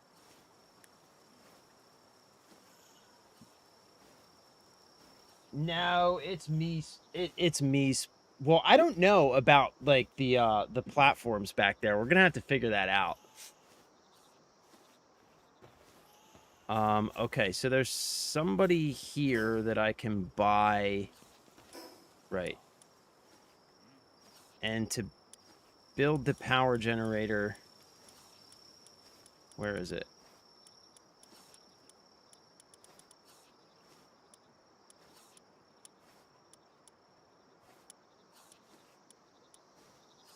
I need some electric organs. Right, so there should be, there's somebody here that sells electric organs.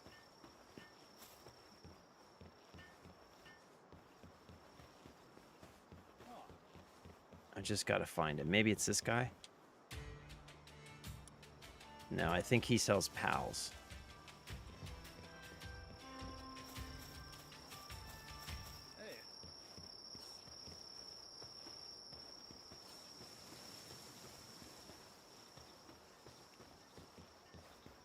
It's not this guy. Is it this guy?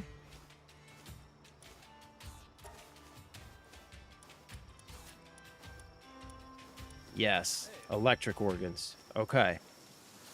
So we need to buy 20 of these. There we go. All right, we got this. We got this. We got this. We got this.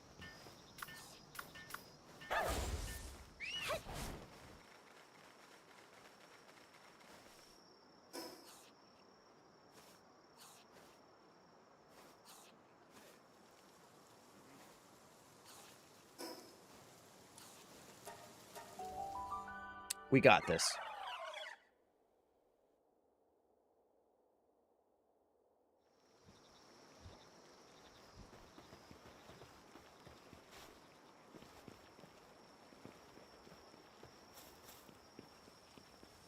Right, so we need to do this.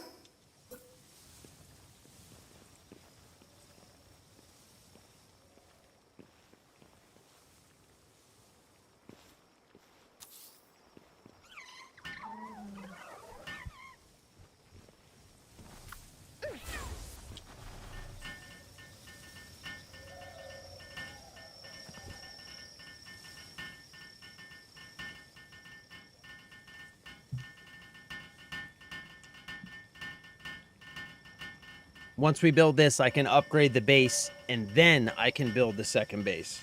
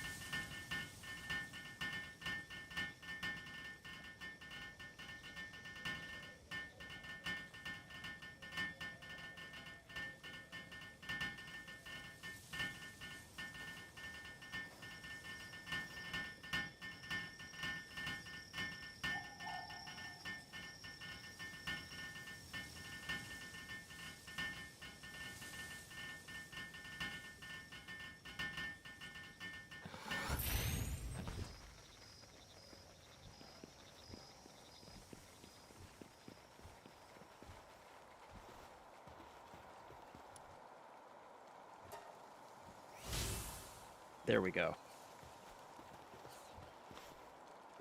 Okay, that's all we needed to do.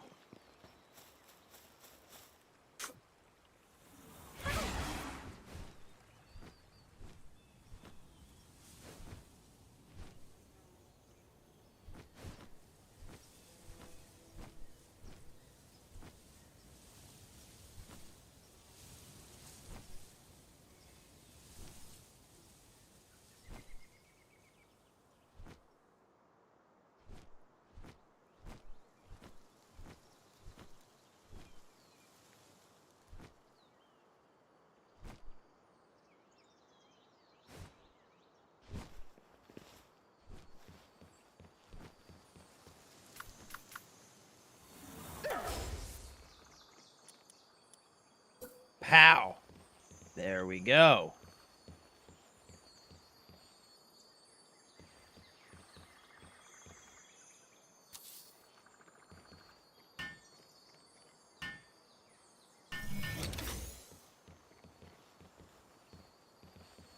Okay.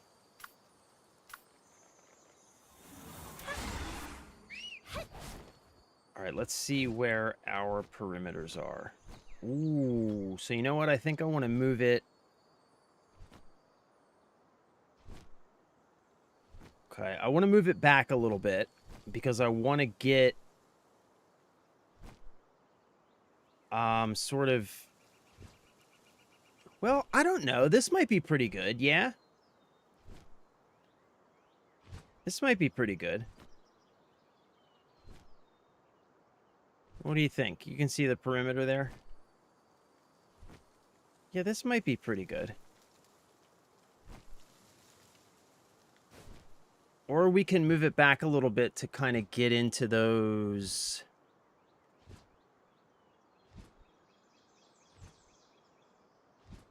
into those rocks back there. I don't know. I think this might be good, yeah? Do you like to move it, move it? I like to move it, move it.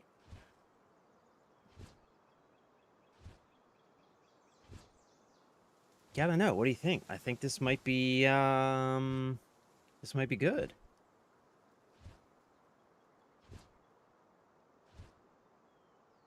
This might be good.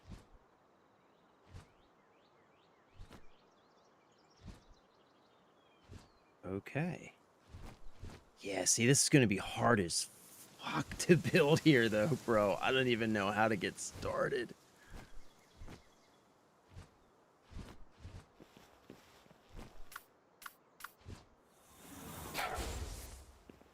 Hmm.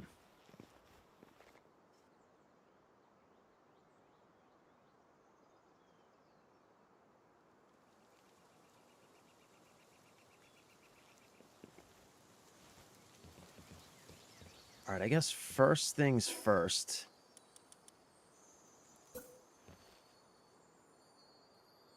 Not placed on ground. Okay, there we go. There we go. Boom. Right? Boom. Not enough support. Okay.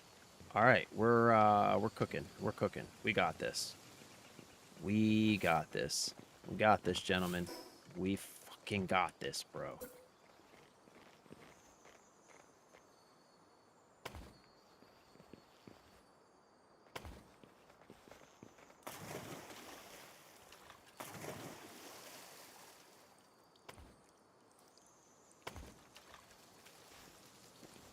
Okay, we'll just start with basic structure here, right? So I'm thinking uh kind of get a ring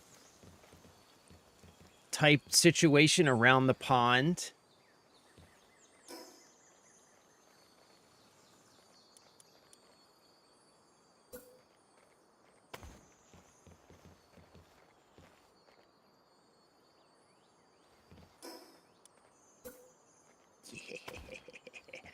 Yeah, boy. Yeah, boy.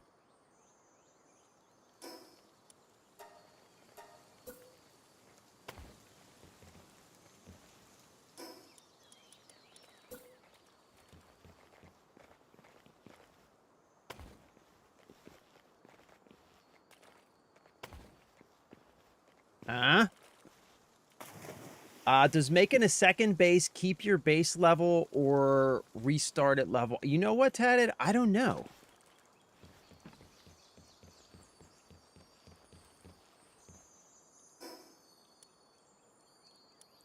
You keep the same base level. So I guess as long as you do the things that are in this list, like no matter which base you do them at, it upgrades your base level. Is how I think it works.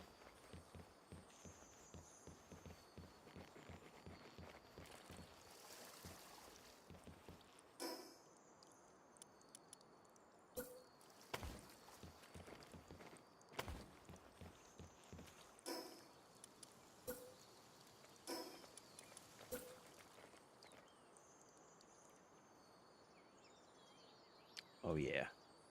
Oh yeah.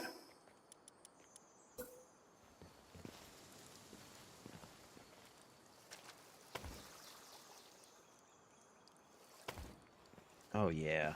Oh yeah, boys. Oh yeah. This is what I'm talking about. This is exactly the kind of shit that I'm talking about right here.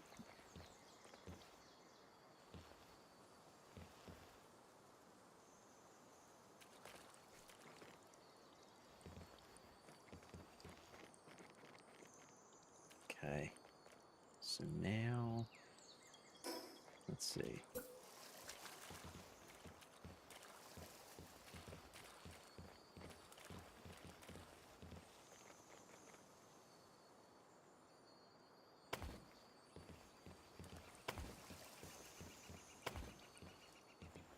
Right?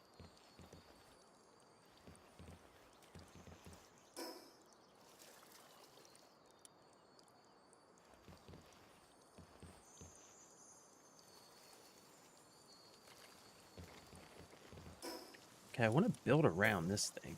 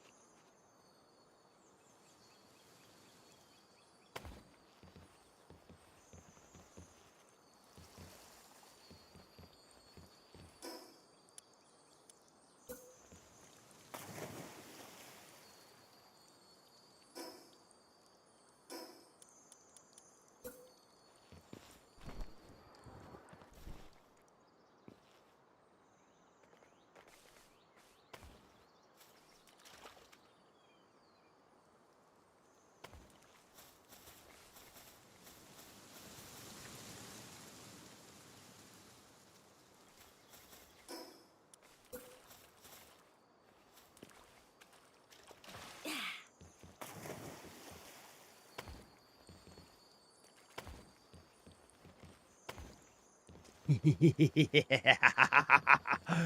Yes.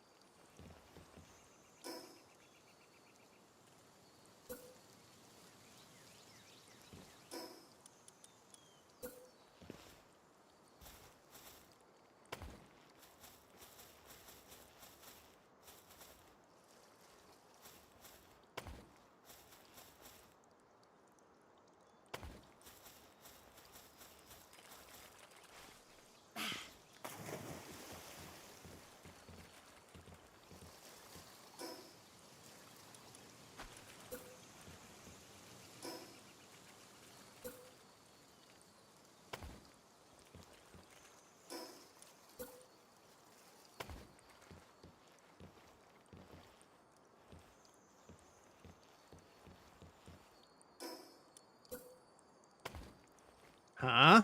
Huh?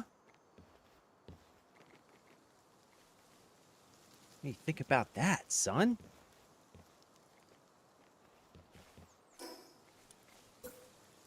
Actually, wait. We might be able to do this now.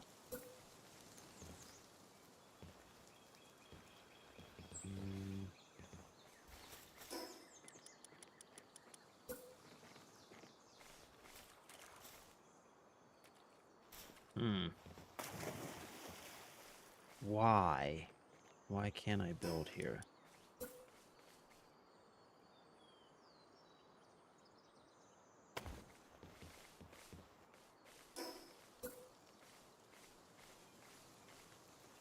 Hmm.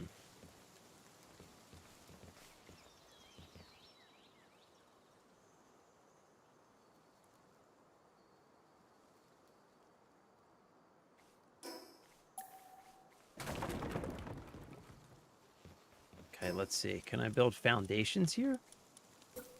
Yeah, I can build foundations here.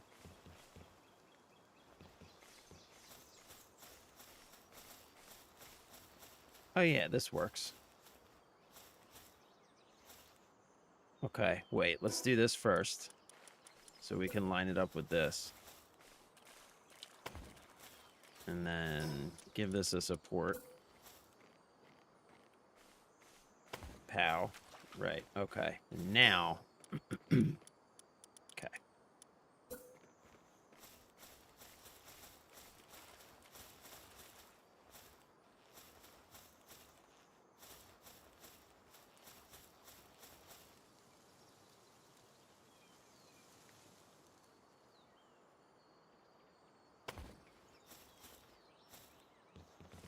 Huh?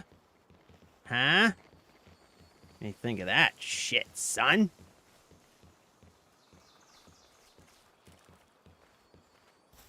Okay, I think I might need to crush this. And now I should be able to snap. Yes, now I can snap foundations.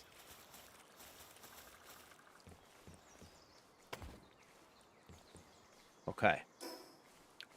Okay. All right, let's take a look at what we've got so far.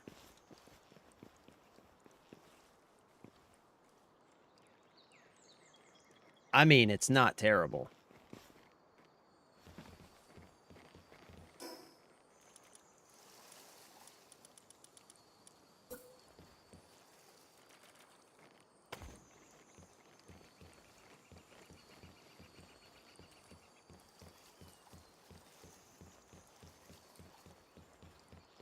It's not terrible.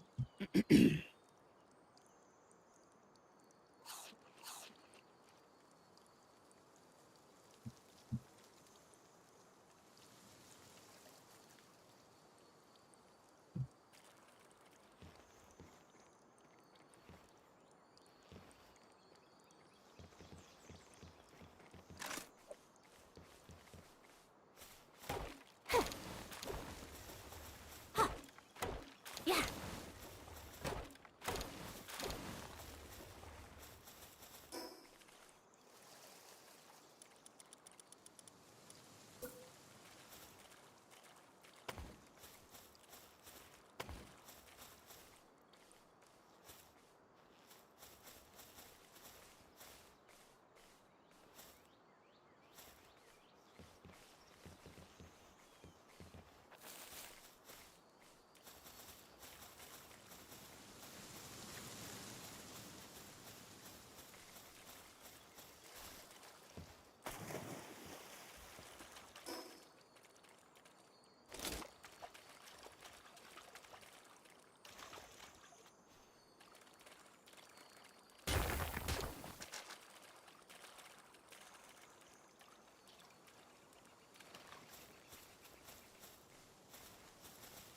All right, and now we'll start from the other end, and we'll just kind of build until like this one does. It just kind of like ends into the slope of the ground. I kind of like that.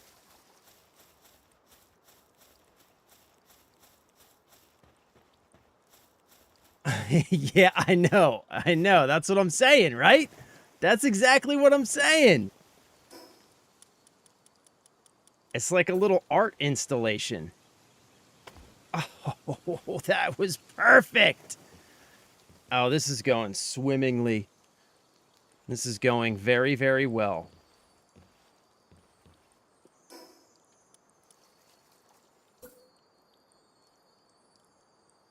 Overlaps with another object or can't build here.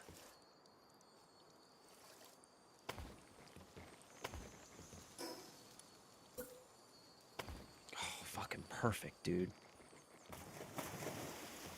Okay, we're gonna need some supports before we can do anything else.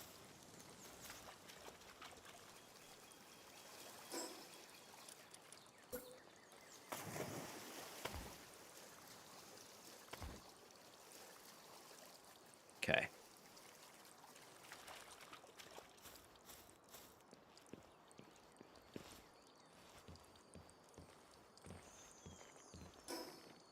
I'm excited about this. I like the direction this is going.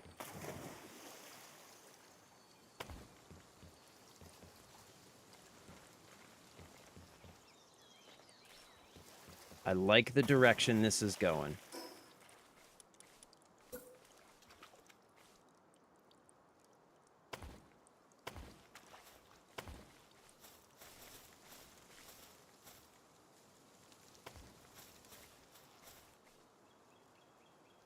Okay. Now, we'll hit one more of these. Boom. And then... Boom. And then hit one of these. Boom. Yeah. And then we'll just keep going this direction. Okay, we need some supports.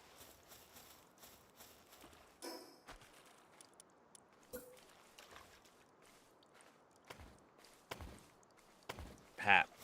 Beautiful. Beautiful.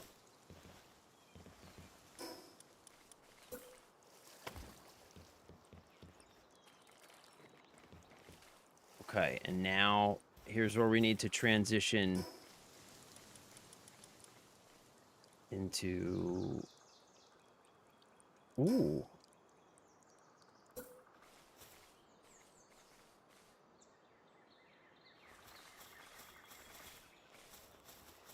Oh, yeah.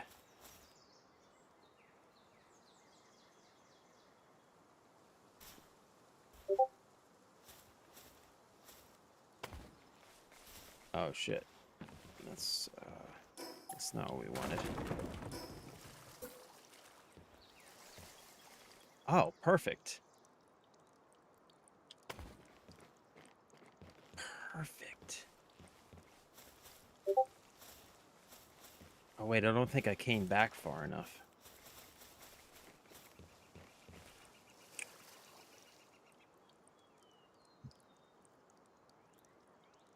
Didn't you say you tried Watch Dogs 2? No, but I own it. I own it. I have it in my, I have it in one of my libraries.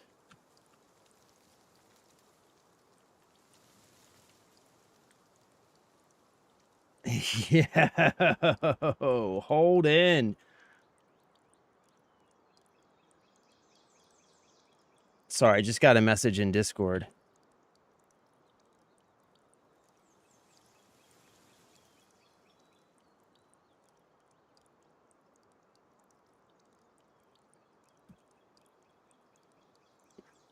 Okay. All right, so I just want to...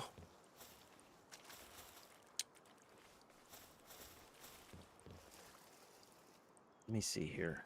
You know what? I think...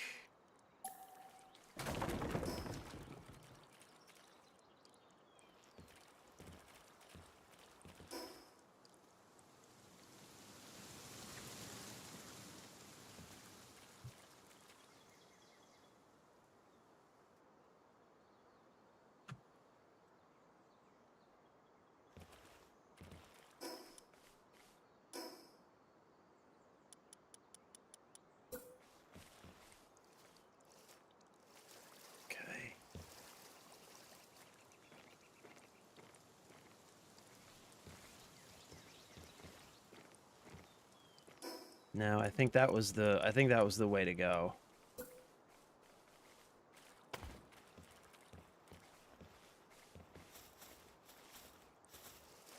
All right, I think that's a pretty good start.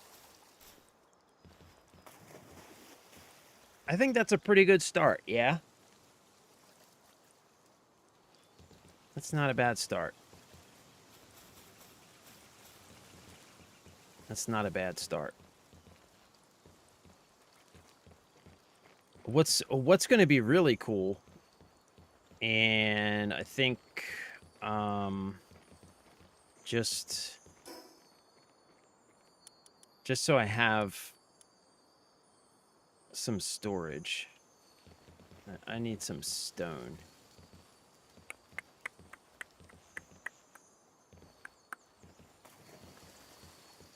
Kind of crazy there's no stone around here.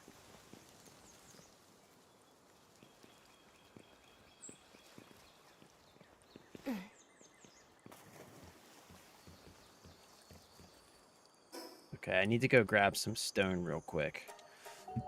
Then I'm going to build a storage box just so I have some storage.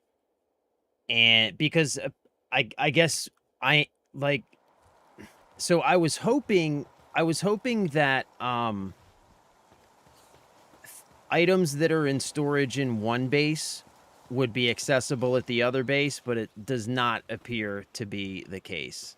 So I'm going to have to transfer materials, which is kind of a pain in the ass, but like no big deal. Okay, that should be enough. So I'll just build a quick storage box so I can drop some shit in there. And then that's going to be it for today. Unfortunately, I got to jump off. I have to drive somewhere. I think we got to drive to my wife's little brother's school or something. And I got to get that done before jiu-jitsu, which is at 5:45. So unfortunately, I mean, we got a good start though, you know, like a good start for the day, I think. Or a good start on the base, you know what I mean? And we'll just plop this down here so I can put some shit in there. All right, sweet. Now I can transfer some wood. Boom. Okay. Looking good.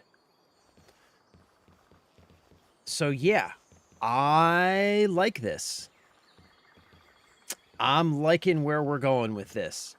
This is going to be a kick-ass base. Here's the really cool thing, though, because we can build all the way out to here. So we'll be able to build some, like, really, like, I don't even know. It's going to be hard to build in this area, but if we can build some really cool shit here, it's going to be amazing. It's going to be fucking amazing, man. It's going to be tough to try to get it all to work right. But if we can get it to work right, we can build all the way out to here, and we can incorporate this fucking sweet-ass waterfall into the base. Yep. So, yeah. Pretty stoked. Pretty happy with what we got so far.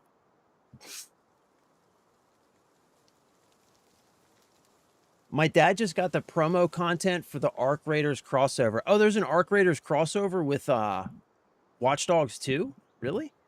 Have you ever played Conan the Barbarian? No, not the video game, but check this out.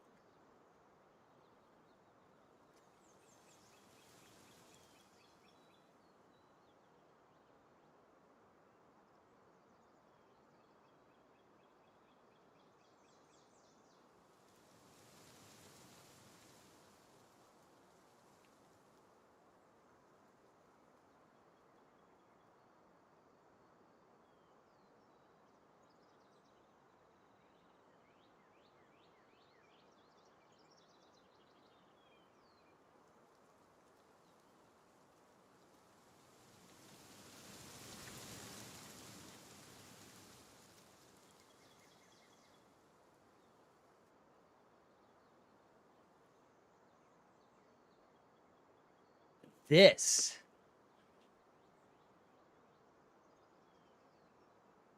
Conan the board game. It's fucking awesome, dude. It's like one of those I know, like D&D light, I guess. It's pretty freaking cool though. I'm gonna get so much free stuff. Oh wait, what? Promo content for the Arc Raiders Subway crossover. That's right. Free skins by jacking codes from old people who don't play the game. You can get one code with every. That's awesome, bro. That's amazing.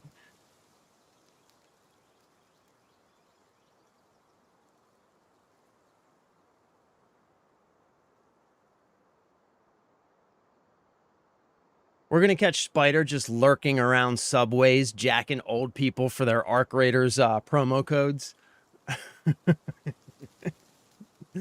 I love it. All right, gents. Well, yeah, I'm definitely a fan. Yeah, I'm aware of it. I've just never checked it out. It's like an MMO, right? Is that the one you're talking about? The MMO? I'm definitely a Conan fan. For sure. I mean, I've got the books and everything on my shelf. I love Conan. I only have to get it from my dad's store. He's just gonna lurk about, jacking old people for Arc Raiders promo codes. I mean, I support it. I support it. I do. I support the shit out of it. All right, gents, I got to jump off of here. My wife's going to be she's going to be coming for me any minute. Yep, big and tatted. Have a good one, brother. I will see you tomorrow. I'm sure you'll see my wife on later tonight. But yeah, as always, thanks for spending time with me. Thanks for hanging out. I love you. I appreciate you. Have a wonderful evening. Stay safe, stay blessed, have fun, play games. 420. I know you mentioned you're waiting on Palworld Mobile. I'm not sure when that's coming, but when it does come, the all the info to join our server, our like dedicated server, is in the Discord, so feel free to join. And yeah, until then, I love you. I appreciate you. I'll see you next time. I'm out of here for now. Bye.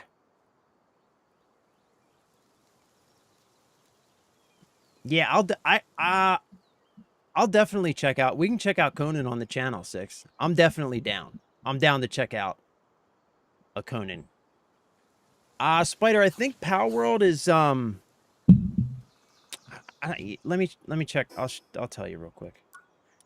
It was on sale. It might still be on sale.